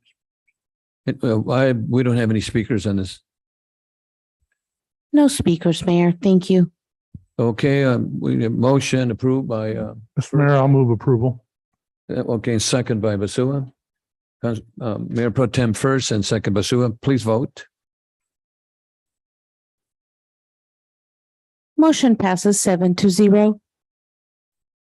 Thank you. Our next item is item 3, Public Works, subject agreement of A 8463 with Kiewit Infrastructure West Company for Oxnard Wastewater Treatment Plant Reliability Improvement Project, rebid, PW 20-27R. And the recommendation is, let me move this over, that the city council approve and authorize the following for a total of $64,960,800 in project funds for the Oxnard Wastewater Treatment Plant Reliability Improvement Project, rebid, specification PW 20-27R. This is number 226606. And that the mayor execute the agreement A 8463 with Kiewit Infrastructure West Company in the amount of $54,134,000 for the project. And 2A, the project contingency amount of $5,413,400 for the project. And 3, a project allocation amount of $5,413,400 for engineering, inspection, survey, and project management for the project. And 4, authorize a financial director or designate to approve the administrative budget appropriations, transfers of available balances for the use of the project, totaling the amount of $44,130,000.62. And of course, then we have, this was an item required by Measure M. It was a pre-recorded presentation. And we have Mr. Michael Wolf for any additional questions on this item. Council members, any questions of Mr. Wolf? It was quite a presentation, by the way. So, no, Council member, Perrella. The opportunity, Mr. Wolf, to tell us percentage wise, where do we stand with the completion of the rehabilitation of the sewer plant? This is a big chunk of it, but it's been ongoing, and because of various measures, we can't have presentations in this body. Can somebody possibly with a little time here give us an update? We're 10%, 50%, 80% on the way to the completion. Sure. I'll have our city engineer, Ms. Arnaud, provide that update. She does a very good job of it. Thank you. Tatiana. Thank you. So, Councilman Perrella, to answer your question, we did an emergency repairs project just last year that was completed. That was about 10% of what this contract amount is. So with that in mind, that we would say that for the reliability improvements we've done and we've completed 10% of it. Relatively, right? That's not a perfect number. We haven't actually done the analysis. And this would help us get to basically address a lot of our deferred maintenance. Now, while this is going to address the vast majority of it, you will still see a few projects coming behind this one in a couple of years to finish addressing all of that. Tatiana, my understanding is this is going to help us out with the security maintenance, electronic upgrade, headworks repairs, odor control, processes of improvements for digesting processes, and also the OWDP reliability project, which that's a tremendous amount of work that we have to do for it. It's essentially 4 projects under one construction contract that we're moving forward simultaneously. Okay, council members, what's the pleasure? Oh, I'm sorry, Councilman Turan. Thank you, Mayor. Just a quick question, Ms. Arnaud. My apologies if this is a silly question, but these repairs we have in front of us on this item, are those paid for by the Wastewater Enterprise Fund through our rates and our ratepayers? That's correct. So this is being paid for by that fund, but we're also using state revolving fund loan to pay for a portion of this as well. Okay, thank you. And I only ask that because I know that was a fairly important topic several years ago, and it's hard to use a crystal ball to decide what could have or would have happened. But if we didn't have our rates at where they are now, would we be able to do any or many of these projects? I'm not a financial analyst, but I would assume we would not be able to do them, at least not at this rate. Okay, thank you. And I appreciate the information and thank you for the information for us on this. The last thing I'll say is your presentation was very well done. I apologize that only 23 views are there and 7 are up here and probably some down here in our administration as well. But thank you so much. And this is a very important item. And I hope our residents realize that the maintenance that our wastewater treatment facility needs is happening, deferred maintenance, repairs, everything, and reliability is key on this item. So thank you for your work on this. That's right. Thank you. Well, so we got a first Move by the Councilman recommendation. Perrello, second by Councilman Lopez. Yes, second. Please vote. Mayor, who was the first on this item, please? Perrello. I'm Yeah. sorry, Perrello, and second by Lopez. Thank you. And please vote. Motion passes 7-0. Thank you. Our next item is the Finance Department. This is subject fiscal year 2022 Public Safety Property Tax Assessment. And the recommendation of the City Council adopt a resolution establishing the fiscal year 2022 tax rate on properties to the City of Oxnard for the payment of voter-approved obligation related to public safety personnel pensions. And again, this was a pre-recorded item per Measure M, a presentation, and with Betsy George is the presenter. Any questions on this item, council members? Okay. If not, we need a motion on this item. Any public comment? No public comments on this item? No public speakers. Thank you, Mayor. Second. Moved by Mayor Pro Tem, second by Council Perrello. Please vote.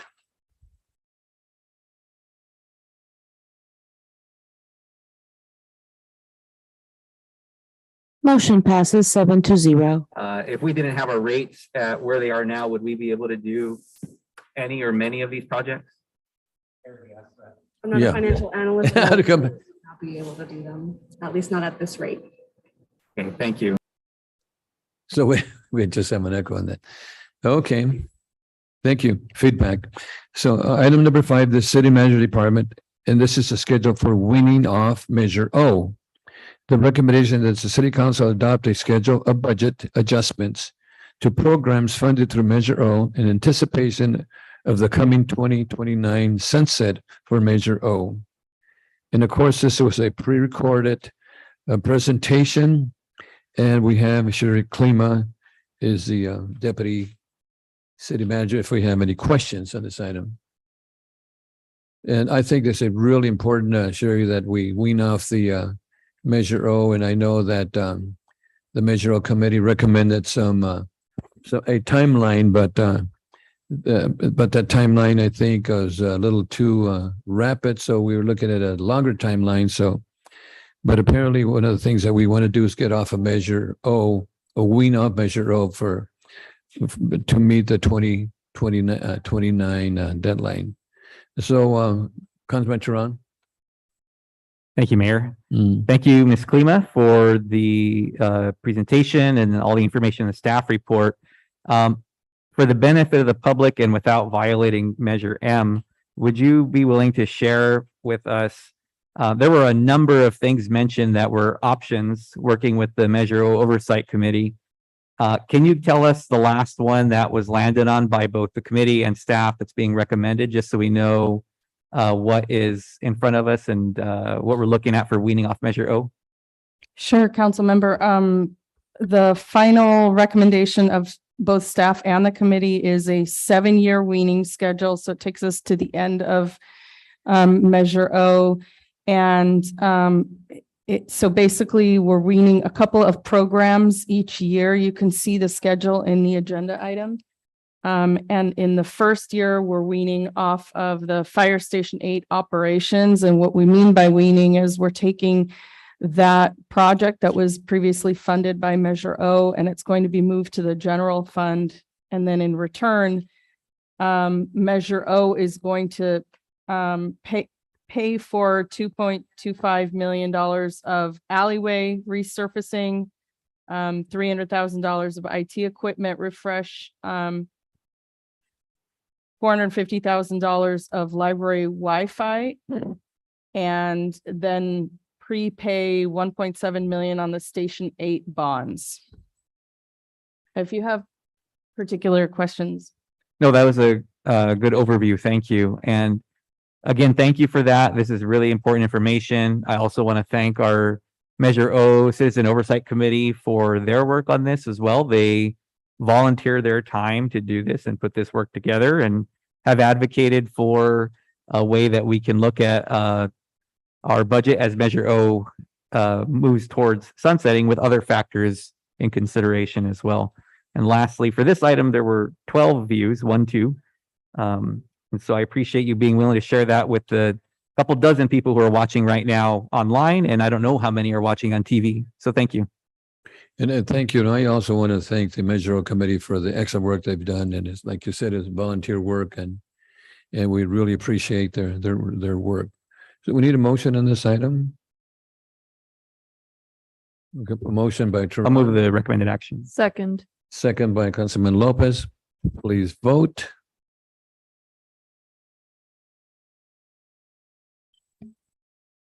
Motion passes 7-0. Thank you. Our next item is a Public Works item, fiscal year 2022-23 special tax levy for community facility districts 1, 2, 3, 4, 5, and 2000-3. And the recommendation of the City Council acting as a legislative body for the community facilities district CFD 1, 2, 3, 4, and 5 in 2003.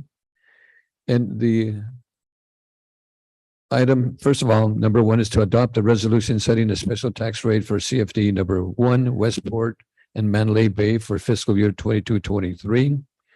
2, adopt a resolution setting a special tax rate for CFD number 2, Westport and Mandalay Bay for fiscal year 2022-23. 3, adopt a resolution setting a special tax rate for CFD number 3, Seabridge at Mandalay Bay for fiscal year 22-23. 4, adopt a resolution setting a special tax rate for CFD number 4, Seabridge at Mandalay Bay for fiscal year 22-23. And 5, adopt a resolution setting a special tax within CFD number 5, River Park for fiscal year 22-23. And 6, adopt a resolution setting a special tax rate for CFD number 2000-3, Oxnard Boulevard Highway 101 interchange for fiscal year 22-23. And 7, authorize a public works director or designee to execute an agreement for billing of direct assessments with the Ventura County Auditor Controller to provide the services of placement of direct assessment of the Ventura County secured tax roll. And again, this was recorded under Measure M, a pre-recordation presentation. And this was by Michael Wolf. And before we continue, I do have a speaker on this item as Ty Hartley. Is she on?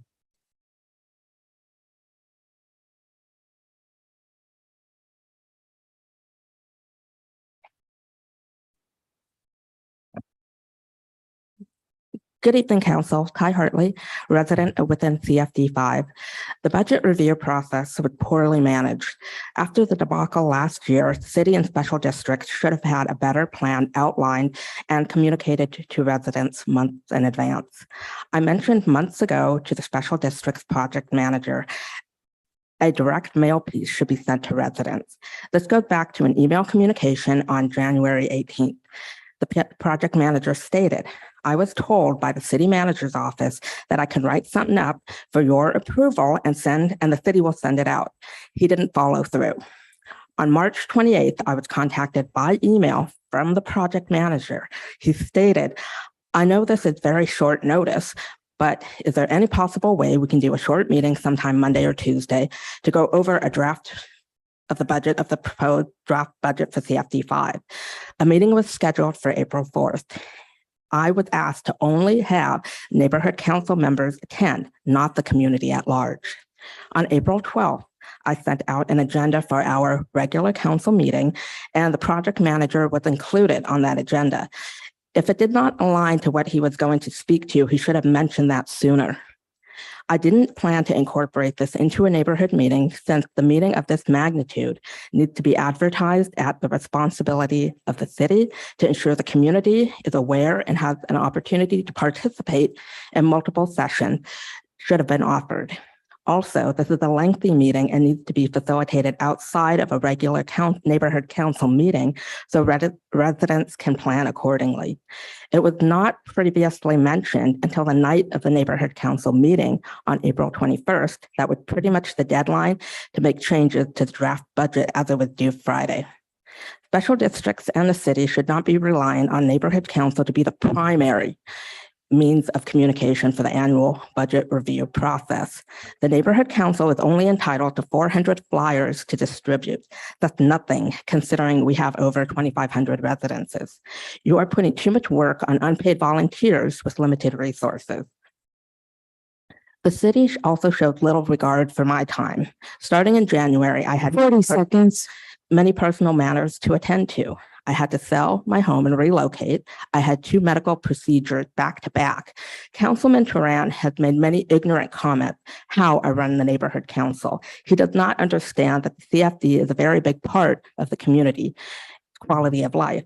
And I began incorporating special districts into our regular meetings to keep the community informed about how projects and how services are managed. This began in October of 2020. I do more than my fair share of work to keep the community informed and use the neighborhood council to help bridge the gap of communication. While Gabe Turan may like to take credit. Thank you, Ty. Okay, Madam Clerk, any other speakers on this item? We have one more speaker virtually, Mayor. Okay.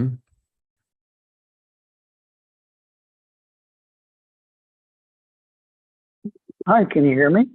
Yes, we can. Please go ahead. You have 3 minutes to speak. Hi, good evening again, everyone. This is Douglas Portello. And I just wanted to thank Bert Perello for his question earlier. There was no call for speakers. You can review the video on the Finance Committee. And to Mr. Councilman Turan, I was actually in the meeting. I have a call record of being in that meeting and not called. So on the issue of these CFD levies, I'd just like to make the public aware that the Melrose taxes that are being placed on these residents are supposed to be special assessment taxes. And then in many cases, we're finding out that there's some things that are being paid for that are a general benefit. Also, I can speak directly about CFD number 5 for River Park because I've studied the document carefully and the origination documents and some other documentation related to CFD number 5 for River Park. The police and fire are safety, and the last budget levy, fire was taken out. After a vote was already taken, the levy assessment was passed through this process, but then the city manager came back and made a recommendation to take fire out and to take $200,000, I believe it was $200,000 for administrative costs out. But that can be put back in at any time. I've asked some questions at that River Park meeting concerning police, like they were at the tree lighting ceremony, and they're paid overtime. So the service that the residents of River Park are receiving, they're paying a premium. They're paying overtime rates.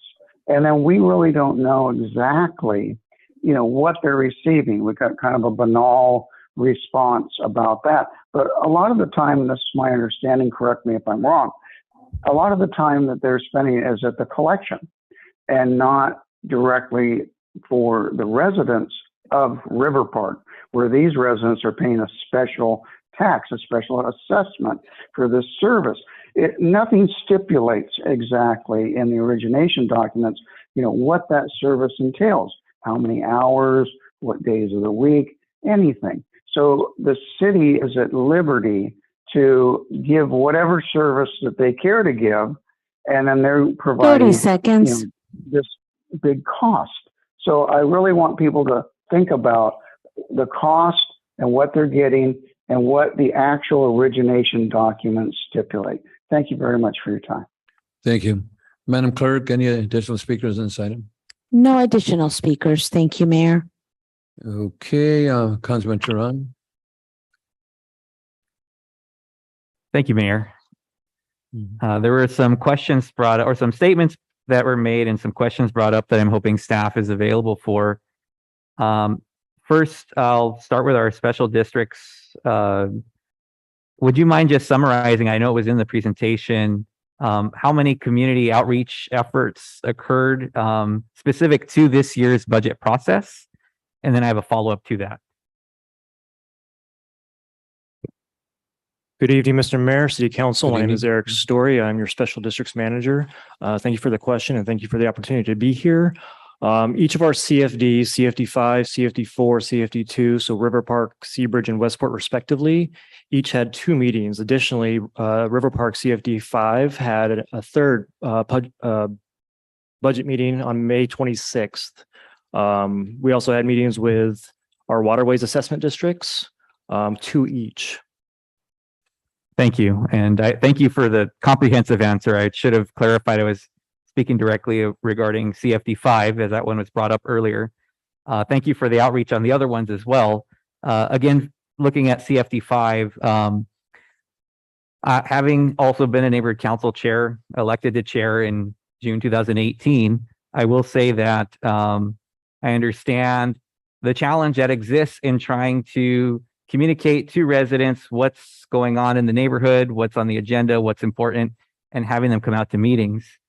If it's something that is truly something they're invested in, they will come if we provide the time and space and engagement efforts to get them there. And I think a really good example of this, with 0 flyers, 0 physical flyers to my knowledge, the May 26th meeting at 40 people or around 40 people had about 10 times as many in attendance as the April 21st neighborhood council meeting. And that's not to take away from the engagement efforts that happen, but rather the fact that we focused on and promoted, this is what we're going to be talking about, engaged people, got people talking and got them there. So all that to say, thank you for being there with each of those different presentations. I'm hoping, as was mentioned at the town hall meeting, going into next year, we can look at starting this process much earlier and really engaging folks. However, I know that Mr. Miller has been a regular attendee with regular updates about CFD5 at the neighborhood council meetings that were held on Zoom. And I believe I've attended almost every single one. And when he was there, he answered all the questions that were brought up, said he'd follow up on things that were not at his fingertips. And, I think that process, I'm not taking credit for it, but it was something that was requested after last year's process that we're in tonight, that intentional engagement with the residents of River Park needed to happen from last year to this year. And so I appreciate the efforts that happened, and we see what worked and where we can continue to improve.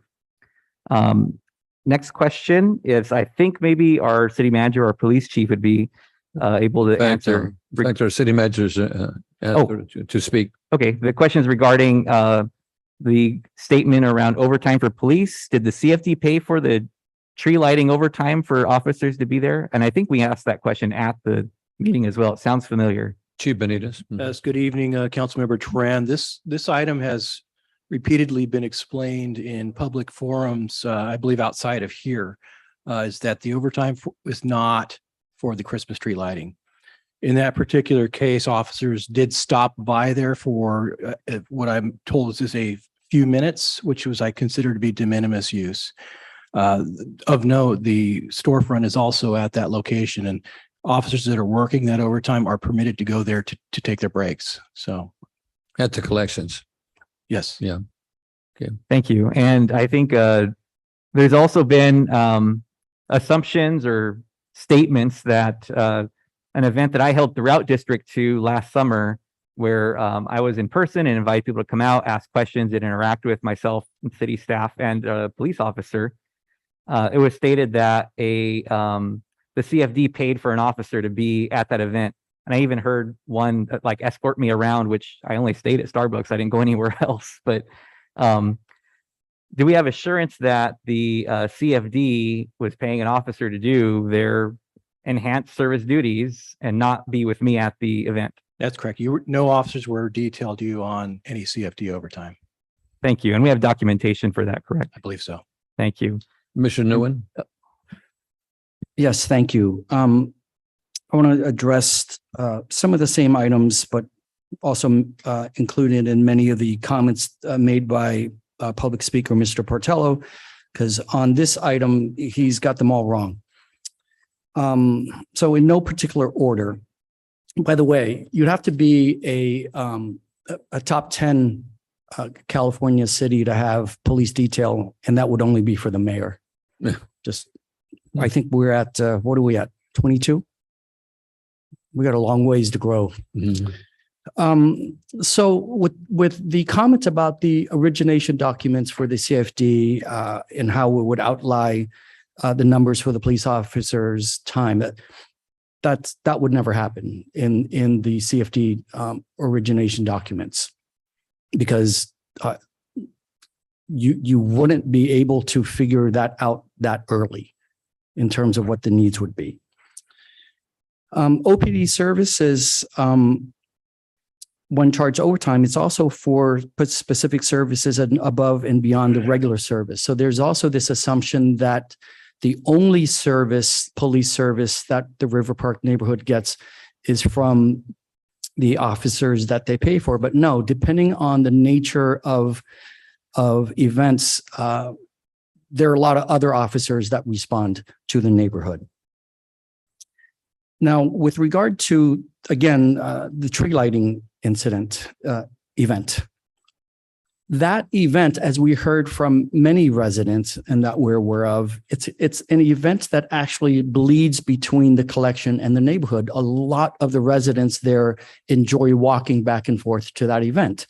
And at the town hall meeting that Councilmember Turan called a couple of weeks ago, we had one resident point out the fact that she believed that the neighborhood was getting a tremendous deal for the police services, and even remarked that they'd be happy to double the police budget for CFD 5. Obviously, we're not doing that, but that's the sentiment of that resident at that meeting.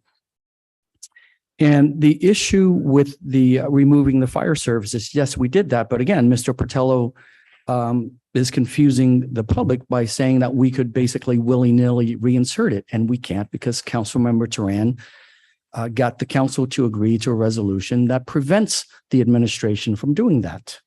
So it can't just be willy-nilly reinserted. I don't ever see it happening. Thank you. Thank you, Councilman Perrella. Okay, Turan. Thank you. And thank you, Mr. Nguyen. I did have that on my notes as well, that not only that resident that evening, but leading up to that meeting and since that meeting, other residents have expressed a similar sentiment around the enhanced police services. There's a worry that there are efforts to do away with those services. And River Park residents have said that they actually support having that in their neighborhood, in their community. And as was stated at the meeting, when they broke it down, I apologize, I don't remember the numbers, but it was, maybe $80 to $150 a year that they were paying for this enhanced services. And the woman said, I would pay that a month. I'd pay double that. And though that's totally that's totally up to an individual and a member of that community to decide how they want to have that. But it sounds like there's a lot of support for that throughout the community. And the last thing I'll say is I appreciate all of our neighborhood council chairs, again, having been there myself. I dedicated myself and my volunteer time and time away from my family to do that because it was doing right by the community.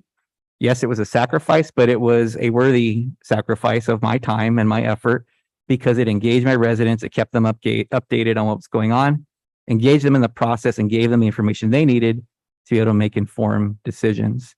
And if folks feel that it's overwhelming or it's too much work, as I did feel at times, I hope that reminding themselves of that will be helpful. Otherwise, know that you have a whole executive board, if you're a neighborhood council chair, who is there to help you, or even step in if you decide that it's going to be too much at any time. So anyways, thank you again for volunteering. I hear that and appreciate it. Those are my comments. Thank you, Mayor. Thank you so much. Madam Clerk, any other speakers on this item?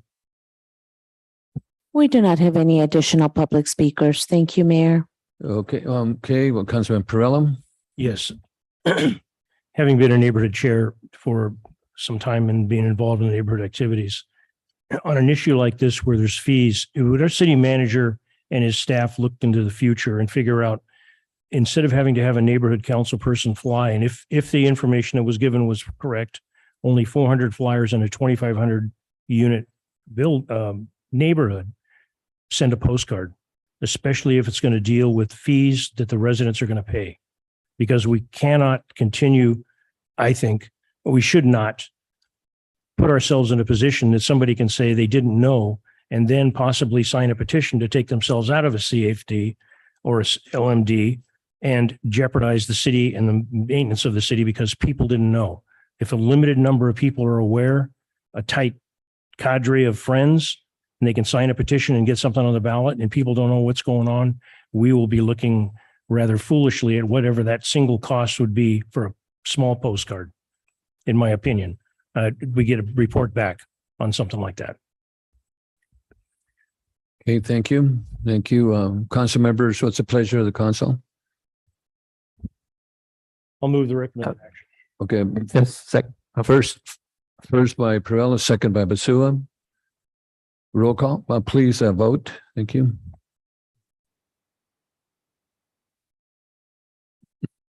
Yeah. Motion passes 7-0.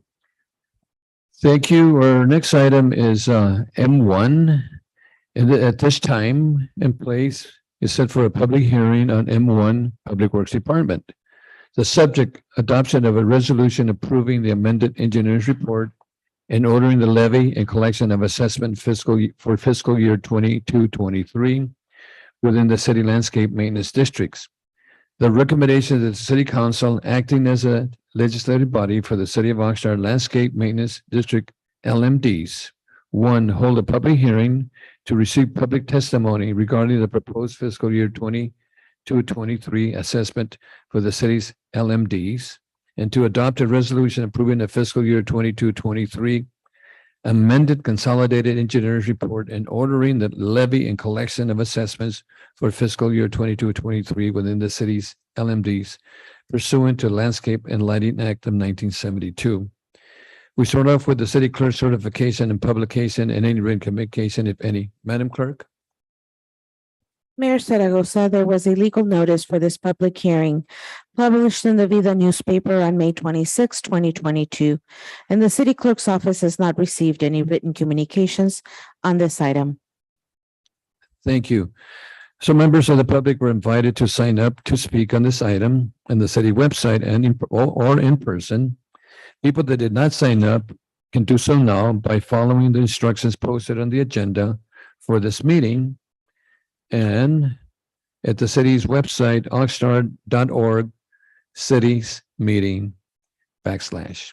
Special District Manager Mr. Story is, in accordance with Measure M, posted a video presentation regarding this item. It's available to answer any questions or any brief clarifying questions council members may have before we take any public testimony.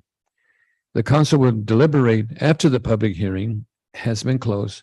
Do any council members have any questions at this time? And if not, thank you, Mr. Story. I'll now open the public hearing portion of this item.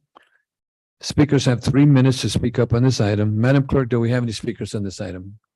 We do not have any speakers. Thank you, Mayor. Okay, so we don't have any speakers on this item.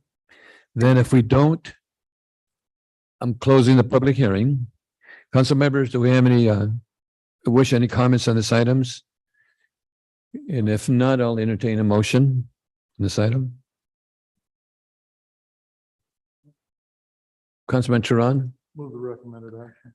moved by Council Member, What's his name? what's your name? McDonald. Second by Madrigal. Please vote.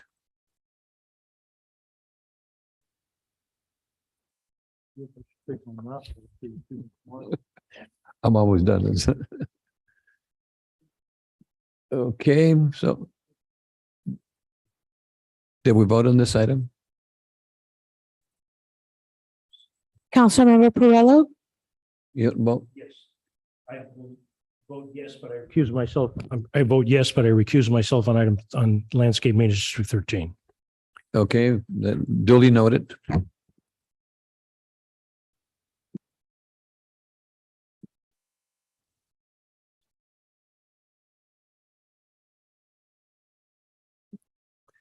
Okay, motion passes 6-1. thank you. Our next item, this is a Council M2. This is the time and place to set a public hearing on M2 Public Works Department. And the subject, according to the resolution for fiscal year 22-23, to levy assessments on waterways maintenance districts. The recommendation of the City Council acting as the legislative body for the Waterways Maintenance District. 1, hold a public hearing regarding the proposed assessments for Waterways Maintenance District for fiscal year 22-23. 2, adopt a resolution to levy the special assessments within the waterway maintenance districts for fiscal year 2023. And we start off with the city clerk's certification and publication and any written communications, if any. Madam Clerk? Mayor, there was a legal notice for this public hearing published in the Vida newspaper on May 26, 2022. And the city clerk's office has not received any written communications on this item. Thank you. Thank you, Madam Clerk. Members of the public were invited to sign up to speak on this item on the city website or in person. People that did not sign up by following the can do so now by following instructions posted on the agenda for this meeting and on the city website and also the oxnard.org city meetings. Special District Manager, Mr. Story, is in accordance with Measure M, posted a video presentation regarding this item and is available to answer any questions or any brief clarifying questions council members may have before we take public testimony. The council will deliberate after the public hearing has been closed. Council members, do we have any questions on this item? Okay, if not, Mr. Story, thank you again for your presentation. And now, okay, we'll open the public hearing. And speakers have up to 3 minutes to speak on this item. Madam Clerk, do we have any speakers on this item? Mayor Zaragoza, we do not have any public speakers for this public hearing. Thank you. So we have no public speakers. I'm closing the public hearing. Council members, any comments on this item? Councilman Perrella? Yes. In reading the background information, it says waterway maintenance assessment for the maintenance of the waterways landscaping along the public right of ways within Mandalay Bay. By definition, when we're talking waterways, are we talking about the issues that are going on with respect to the potential contamination of the waterways? And this is going to fall simply on the residents in this area? Mr. Story? Good evening, Mr. Mayor, City Council members, Eric Story, your Special Districts Manager. Waterways are everything for these communities are everything north of Channel Islands Boulevard. Now, in terms of water quality and maintenance of these waterways, it includes various items, including Harbor Offshore, who's a contractor who goes by and cleans up debris, floating trash, shopping carts, for example. It also does include things like ABC Labs, who support our SYNC volunteer team for water quality sampling. So these expenses do, as a share, contribute to those efforts. Okay, thank you. Thank you, Mr. Story. Any other questions on this item? If not, I'll entertain a motion. Excuse me, Mayor. Oh, I'm sorry. Do we have? I apologize. We do have one virtual speaker that dialed in. Let's go ahead and take that speaker.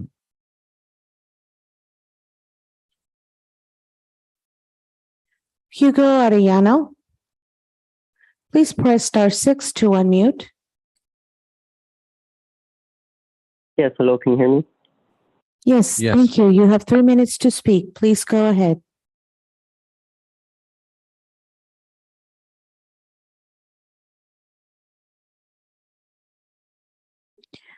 Hugo, you muted yourself. Please press *6. Go ahead, Yes, please. hi, sorry. I wanted to speak on item M4. Should I speak now or should I wait until item M4 comes up? Why don't we wait? Wait till M4. Okay, thank you. We will call on you during that item. We're not there yet. Thank you.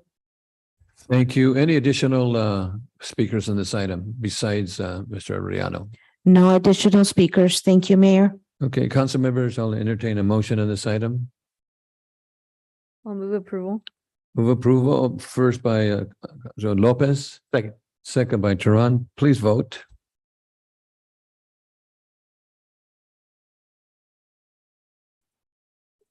Motion passes 7-0. Thank you. Our next item is Mr. Mayor, if I Yes. may Yes. momentarily interrupt the regularly scheduled broadcast with a quick county election update. Okay. Good. So initial returns are in so far. We are for supervisor of the second district. Claudia Bill de la Pena is in at 14,437 votes and Jeff Carell is at 9,959. Oh, interesting. For the fourth district, Janice Parvin is in at 6,756 votes. And Bernardo Perez is at 5,317 votes. For the assessor, Keith Taylor is at 64,000 votes. And the opponent, Bradley Coburn, is at 18,000. Auditor controller was uncontested. County clerk recorder, Michelle Ascension at 59,984 votes. And second place is Jeff Hargler Road at 23,000 plus votes. Whoa.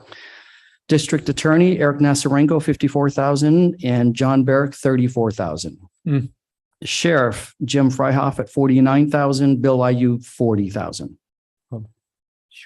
Treasurer tax collector Sue Horgan, 63,000, Ron Speakman, 22,000. Measure A, 47,000 yes, 46,000 no.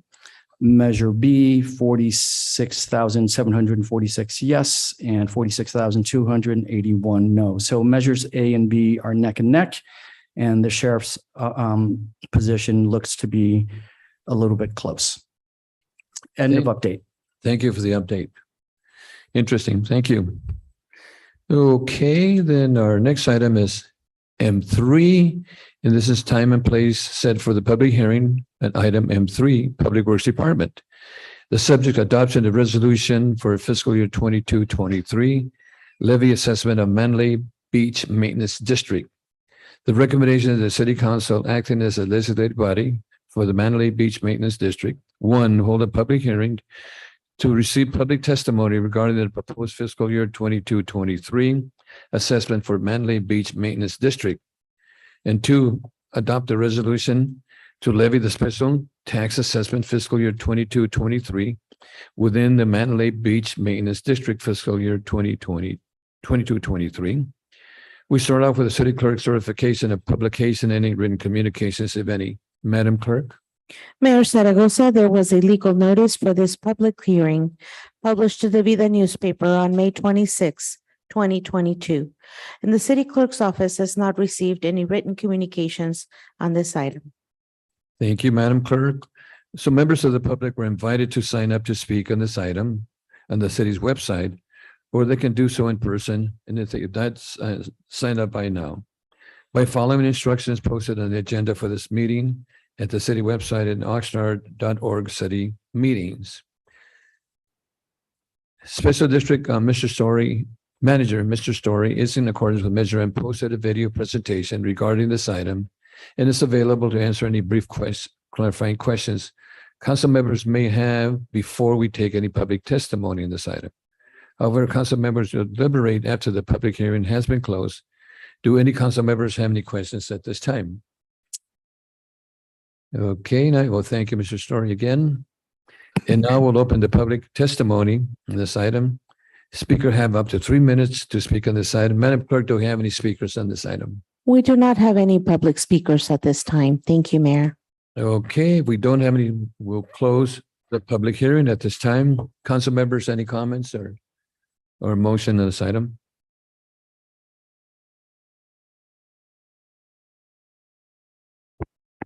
I'll move approval. Second. Councilman Lopez first.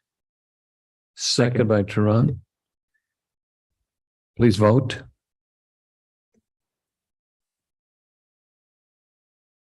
Motion passes 7-0. Okay. And we're now to our last item. And this is the City Council Housing Authority Board M4. And my understanding, Madam Clerk, that we only have one Housing Authority member and the other one could not be. I do have an announcement, Mayor. Okay.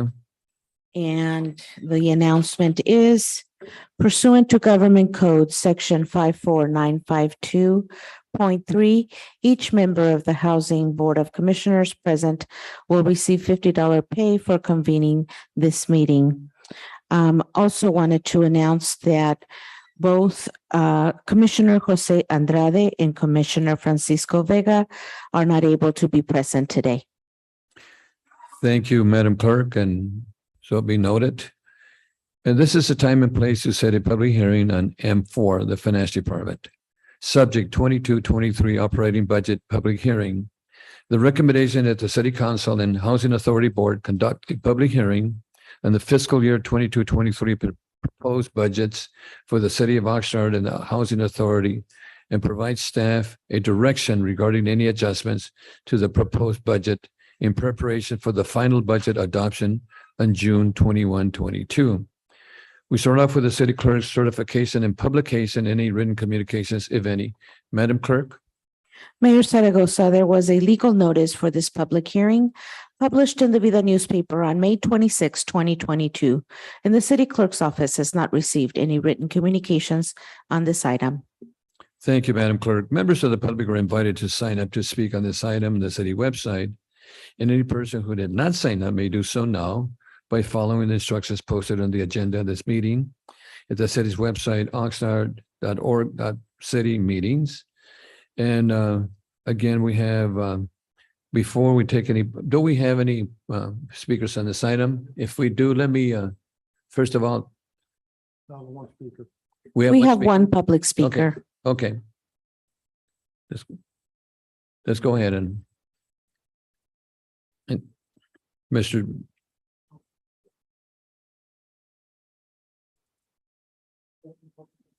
I opened the public hearing. Yes, I did. Okay, so we have one speaker. Let's go ahead. Mr. Arellano. Good evening, Mayor Zaragoza, Mayor Pro Tem, City Council members and staff. My name is Hugo Arellano, and I'm a lifelong resident of Oxnard. The reason I wanted to speak today is to bring to your attention the lack of wheelchair access and access for people with disabilities around the city of Oxnard, especially at the city beaches, parks, and housing. I also wanted to point out that there is no planned funding to address these issues in this year's budget or any future budgets. Since I was a child, going to the beach with my family was one of my favorite things to do. Unfortunately, after I became disabled and began using a wheelchair during my 20s, going to the beach is no longer something I can do. It has been over a decade since I was able to get anywhere near the ocean water. This is very unfortunate because Oxnard has some very beautiful beaches, but sadly, they are not accessible to people with disabilities.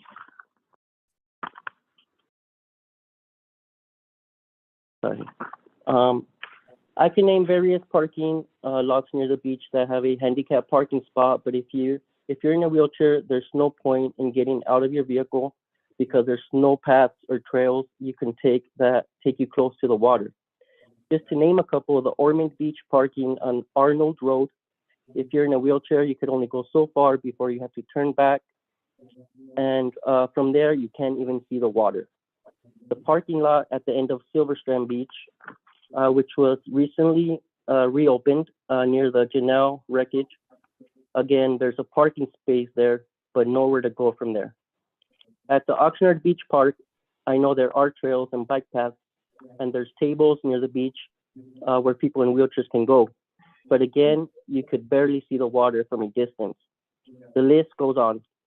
When you talk about quality of life, economic development, public safety, infrastructure, and landscape improvements, I believe people with disabilities are being completely left out. There's obviously many people with disabilities in the city of Oxnard. I know there are many programs being implemented, including programs for youth and programs for seniors, but there's nothing for people with disabilities. 30 seconds. As far as the housing authority goes, being on the wait list for a home can take years. But if you're in a wheelchair, it can take even longer due to the lack of homes with wheelchair access. It is my hope that you can set aside a small portion of funds in this year's budget to create programs for people with disabilities and improve access, disability access for people in wheelchairs or with disabilities all around this great city of Oxnard. Thank you for your time. Thank you. Thank you so much. Do we have any other speakers on this item? We do not have any additional speakers. Thank you, Mayor. Let me share something, Mr. City Manager. I think you mentioned Silver Strand. Isn't that part of the county? Yes, but I'd like to. Number one, real quick, I know they're over on Oxnard Beach Park. We have the Ed Hunt Trail that can take you right into the beach. And in fact, we're going to be having a celebration, the Ed Hunt Trail here next month, just for information. Go ahead, Mr. City Manager. Thank you. So I do have some introductory remarks, but I would like to quickly provide a brief response to that the public speaker's comments. So number one is I couldn't agree with you more in terms of how much we have to do with regard to ADA access. We on staff are quite aware of that, but I also want to let you know that we are not without programs or without efforts. We have been and we continue to make efforts to replace playground equipment with all access equipment. Every time we handle a curb cut, we always restore or put in place a ADA accessible ramp. And our recreation staff, actually, we do have programs where we have specific programs for youth with special needs. That's not to say, again, that we don't need to do a lot more. So we are on the staff level, we certainly agree, and I'm sure the council does too. Now, with regard to the budget, we've made the presentations and the videos. Originally, the first budget preview video we made available to the general public and specifically at the INCO meeting over a month ago. And since then, it also went through the Finance and Governance Committee. And then we have an updated presentation that was published more than 10 days ago for this item, as well as the links and the documents that are part of the agenda. So one of the first things I need to do is give my sincere thanks and appreciation for the budget staff. This each year, this is a big lift for them. As you can imagine, if you peruse the budget binder, you should be able to tell that there is a lot of work that goes on to create this document. So I apologize to the finance and the budget team for having to continue to work off of a 30-year-old finance software. I think next year will be the first year that we have the finance module we're looking forward to as part of the new ERP upgrade, which will make their lives quite easier. I also want to thank the various staff, especially the executive management, for all of the work, the diligence, the debating, the pleading that they made on behalf of their departments in their efforts to meet the city council's priorities.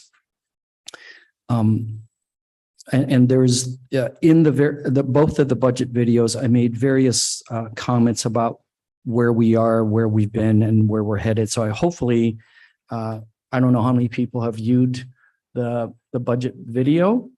Councilmember Turan probably has a number. He always does. He'll provide that momentarily. So 60. Okay, well, bad. a lot of that is here, I can guarantee you, because the department directors reviewed it to make sure I didn't short them some more. So tonight, one thing I'd like to say is I hope that none of us takes this budgeting process for granted. And not just the council or the staff, but also the public. This annual exercise is really crucial in our efforts to deliver programs and services to the community.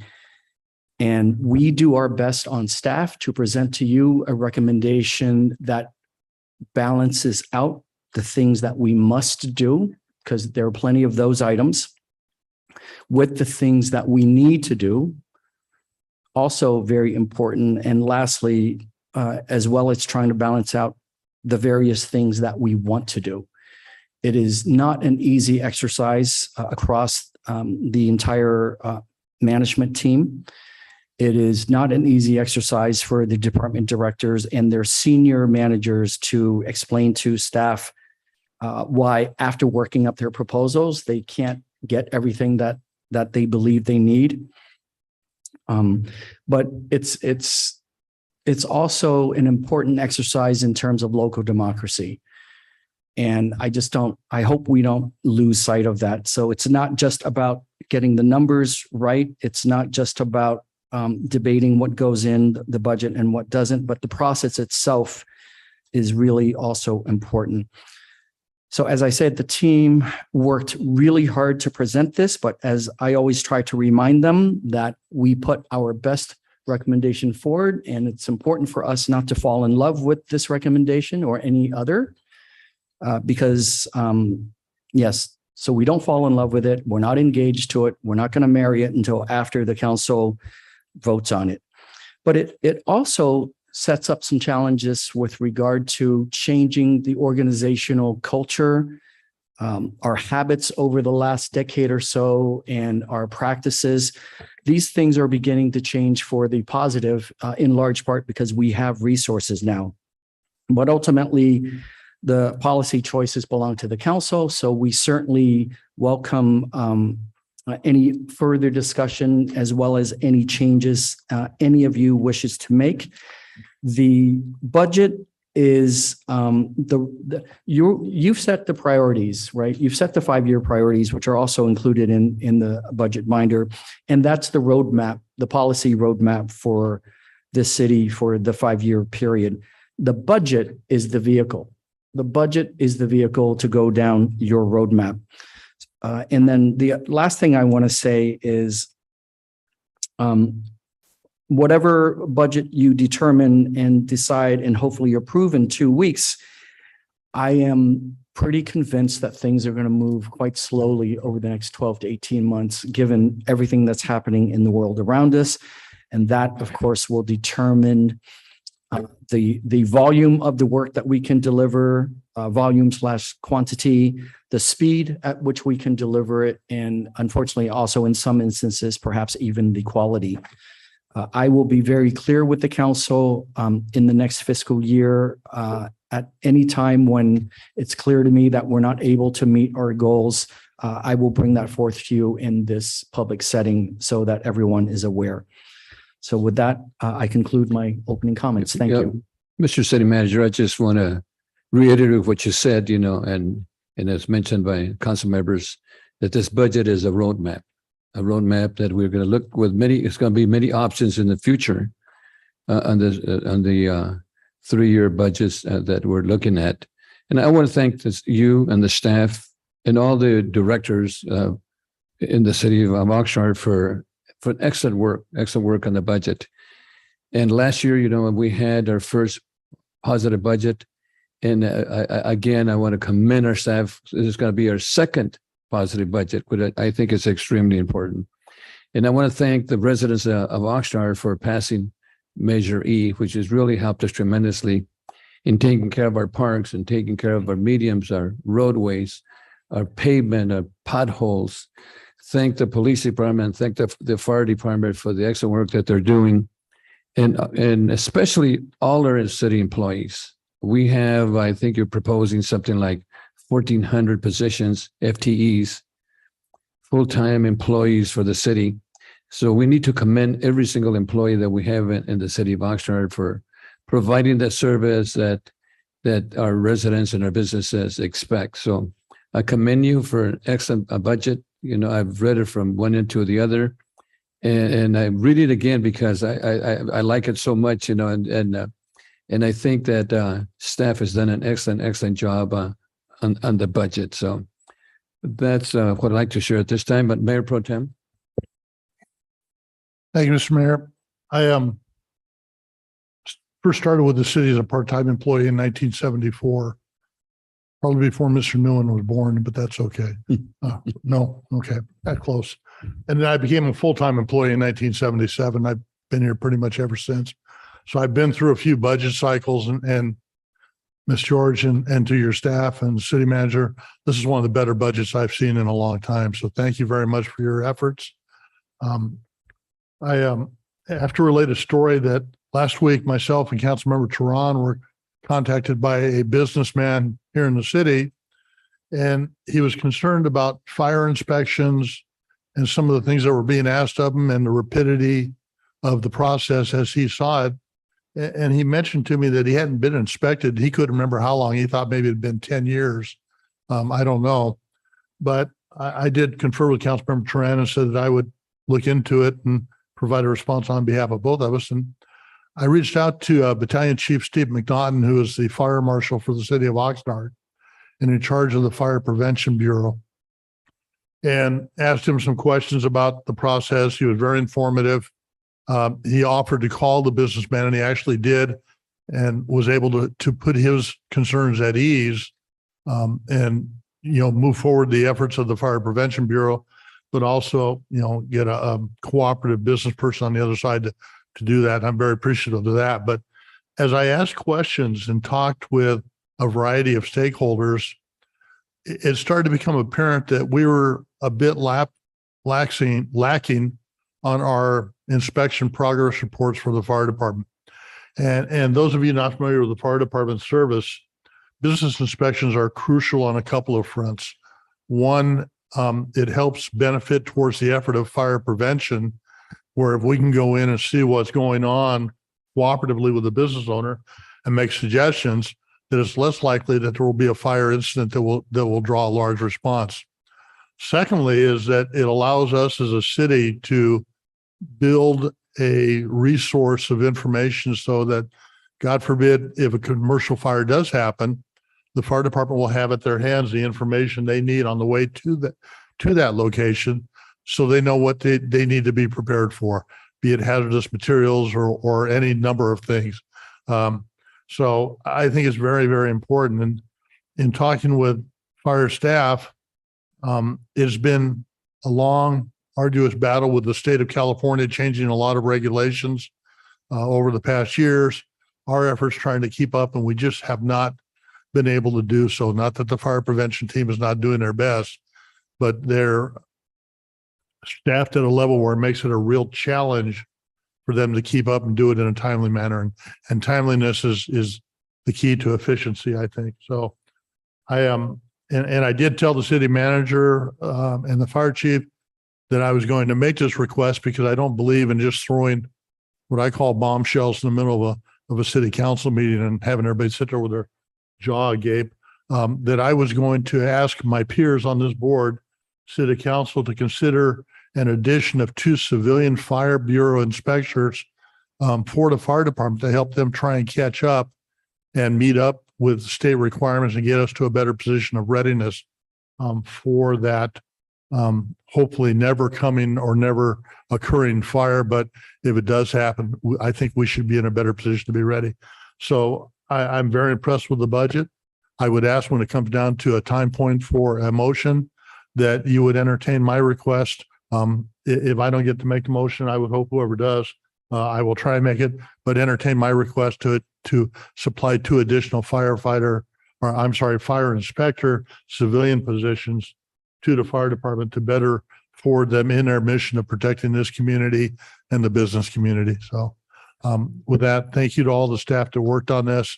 I know it's a late minute request, but I really didn't become aware of this until middle of last week. And so I apologize for the late notice, but I think it's very, very important in terms of a public safety issue.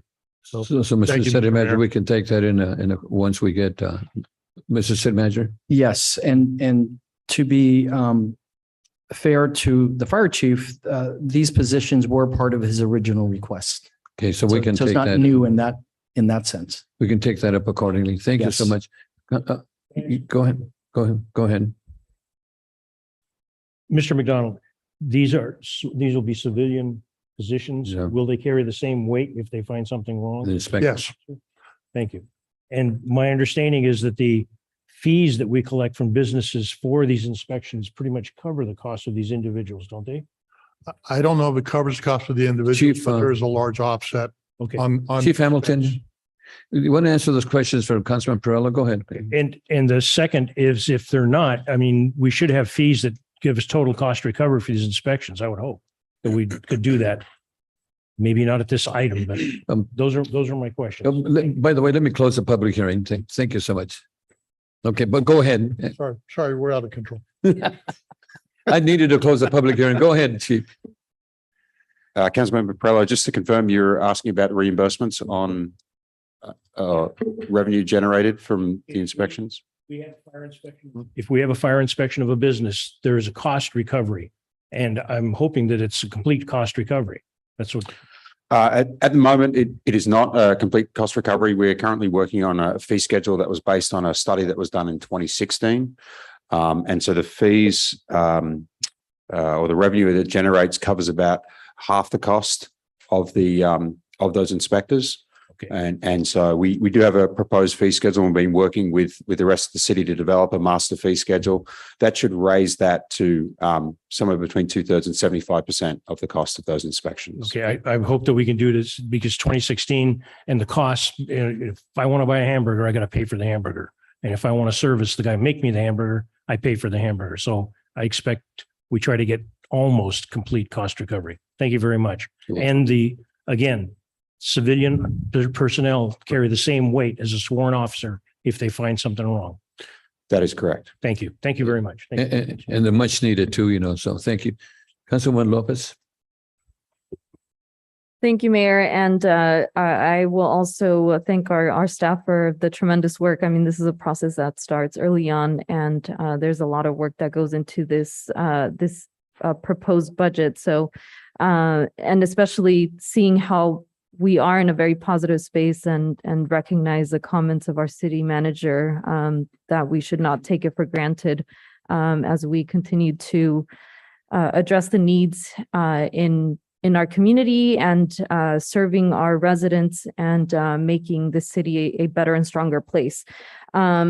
So I do have a request as well, and this is in regards to related to safety in or around elementary schools or schools in our city. As we've seen in some incidents that have happened, some very unfortunate accidents near schools. And this is based on conversations with parents who have students attending schools here in Oxnard concerned about the safety. And so this has to do with crossing guards. And what I would like to ask about the possibility of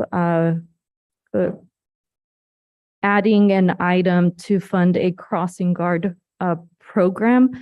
And I think it would be valuable to have those conversations and have it be a joint program with the school districts in the city so that we are not taking on the full load of the funds to support a program. But I think it would go a long way in ensuring greater safety in our neighborhoods and throughout our city for schools. So Mr. City Manager, is that the police department's responsibility? Yep. Chief?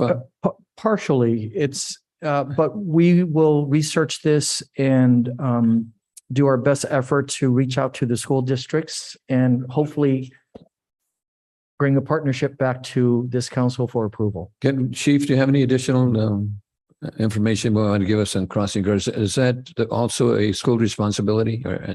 It's been historically in the city, it has been exclusively police, and we have a limited number of part-time employees that have been covering a large area of the city. So potentially that would really help tremendously, like the councilwoman was saying, that yes, to have the crossing guards, because we've had kids got, run over by. Yes. But errant drivers and that don't pay attention and so forth. So It will take willingness on the part of the school districts to step up to the plate on this one. also, and I think that's what the city manager was mentioning too. Councilor Varela? Chief, do any of the school districts provide crossing guards? I think Ocean View, Wainimi, Oxnard? We provide them. Okay. Yeah. Thank you. Okay. Let me see, Councilor Basua. Are you done, Councilman? Okay, Councilor Basua. Thank you. I want to also, congratulate the finance staff, but I want to be as transparent as possible. We are going to be running in a deficit. It's a 7.7 deficit, and we are going to be using reserves. So city is proposing a 6% vacancy, right? Savings for personnel, and that's how we're funding a lot of this stuff. So I agree with the request up here, but I just want to be as transparent as possible that if we get into another push and shove, we will have to cut services at some point. So just Gotcha. I'm not trying to, rain on the parade or anything, but So if I can point out though, the difference is this is specific to the IUF repayment, right, which will end, is it next year, I believe? 23 and yeah, 24. So we have in the one more following budget. And the only, so you're correct about that, but I want to point out the nuance here is it's not a structural deficit, Right. which is right, very important. right. It's a But I payment just, of the- yeah. but it's a debt that we have, and I think we're going to bring it back, trying. Yes, Maybe? separate issue. Separate but issue, yes, separate issue. Absolutely, But I just, yes. but just as a council member, I want to make sure that the community understands that we are looking into this, and we know what we're approving here when we're passing our budget, and we know this, we are, in a deficit. We'll be using reserves, regardless of what that is. So those are my comments. Thank you. Councilman Perrella?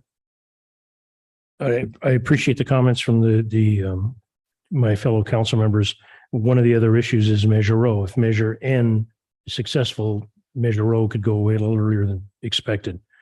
But one of the things that I see, and it may be that we do it with the ARP money, the information technology and the security of our information technology is a big issue. We had a closed session agenda item on it. It's an extremely important issue for this council member. And that's all. I'm not asking for anything special here on this thing, but it's a very important thing. Now, what I am asking, because of Measure M, we can't talk about a lot of things here. And the people that were important to Measure M left the meeting. But on a 343-page document, to ask to have 3 paragraphs read off page 8 of the budget message, I don't think is breaking any rules. Can we get the first 3 paragraphs of the budget message read to the public? Because as he mentioned, very few people have even looked at the presentation. It's on page 8 under budget message. And have staff read it, not me, staff. I apologize. No, The mayor pro tem wanted to read it. Oh, he does? No, I'm just kidding. Do you have a good reading? Betsy, Our CFO has a better it's reading probably one voice. paragraph.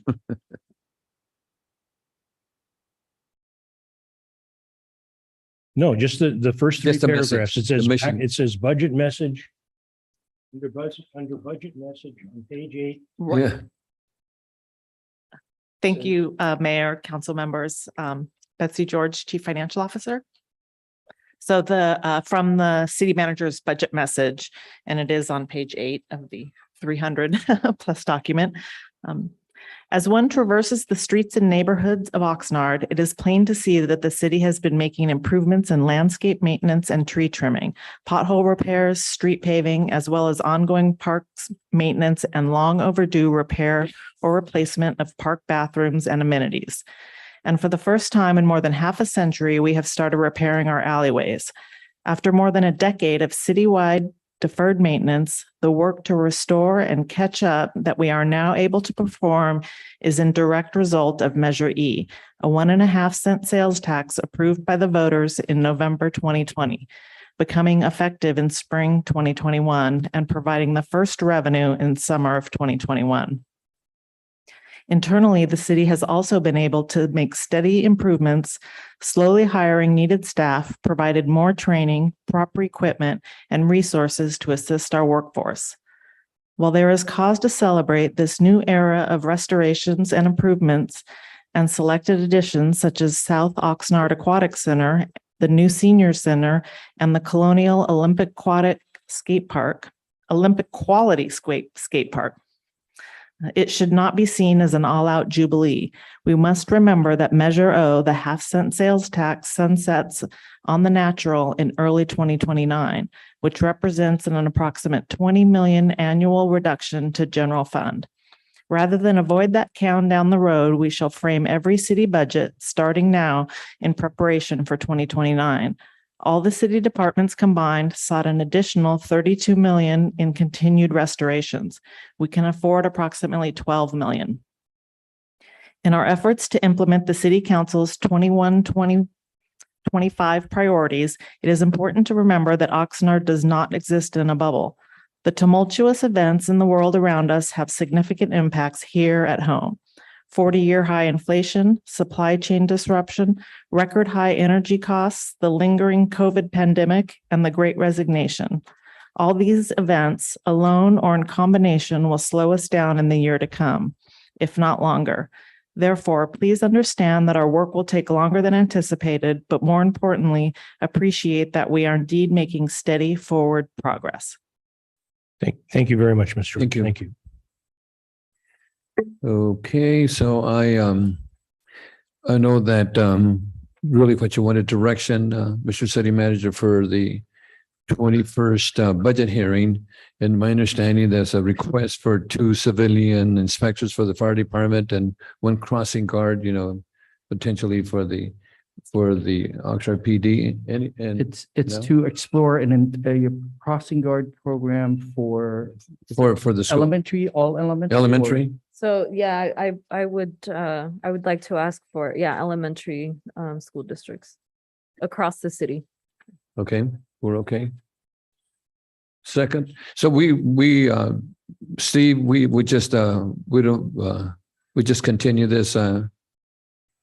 You got direction for the 21st, right? So your requirement is, you have a requirement in the ordinance to hold a public hearing prior to adopting the budget, which you have done. And now your task is to provide clear direction to the city manager. So I would suggest that you vote on what you want the adjustments to be so that. So we'll take one first, the 2 inspectors or both the items. Yeah, however you want to do it. I just want to be clear. My understanding is that the request from the Mayor Pro Tem is to include the 2 civilian fire inspectors into the budget. Okay. And the request from Councilmember Lopez is for us to look at I think it's a citywide crossing guard program. So that's not going to happen in time for the 21st, but we will endeavor to do it as soon as we can and bring that back to the council. So we need a motion for that. School-wide, elementary school, junior high school, Elementary or elementary. Yeah, what I am looking at is elementary school-wide. But if there is going to be an effort to look at the schools, I think we might as well look at high schools as well. Yeah. So do we need a motion for that? Motion, Mayor Pro Tem? Second by Councilor Perrella. Please vote on this items. Oh, Councilor Rung.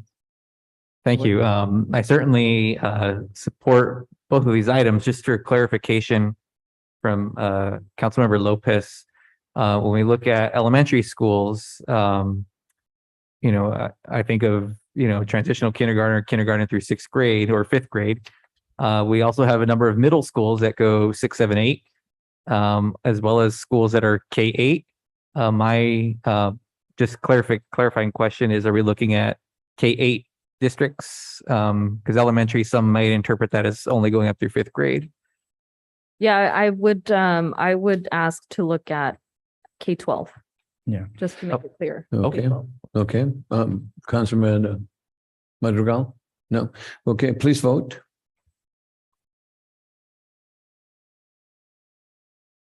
Motion passes 7-0. Okay, so Mr. City Manager, we're clear direction? Yes? Yes. Okay, and so that's our Councilman Perrello?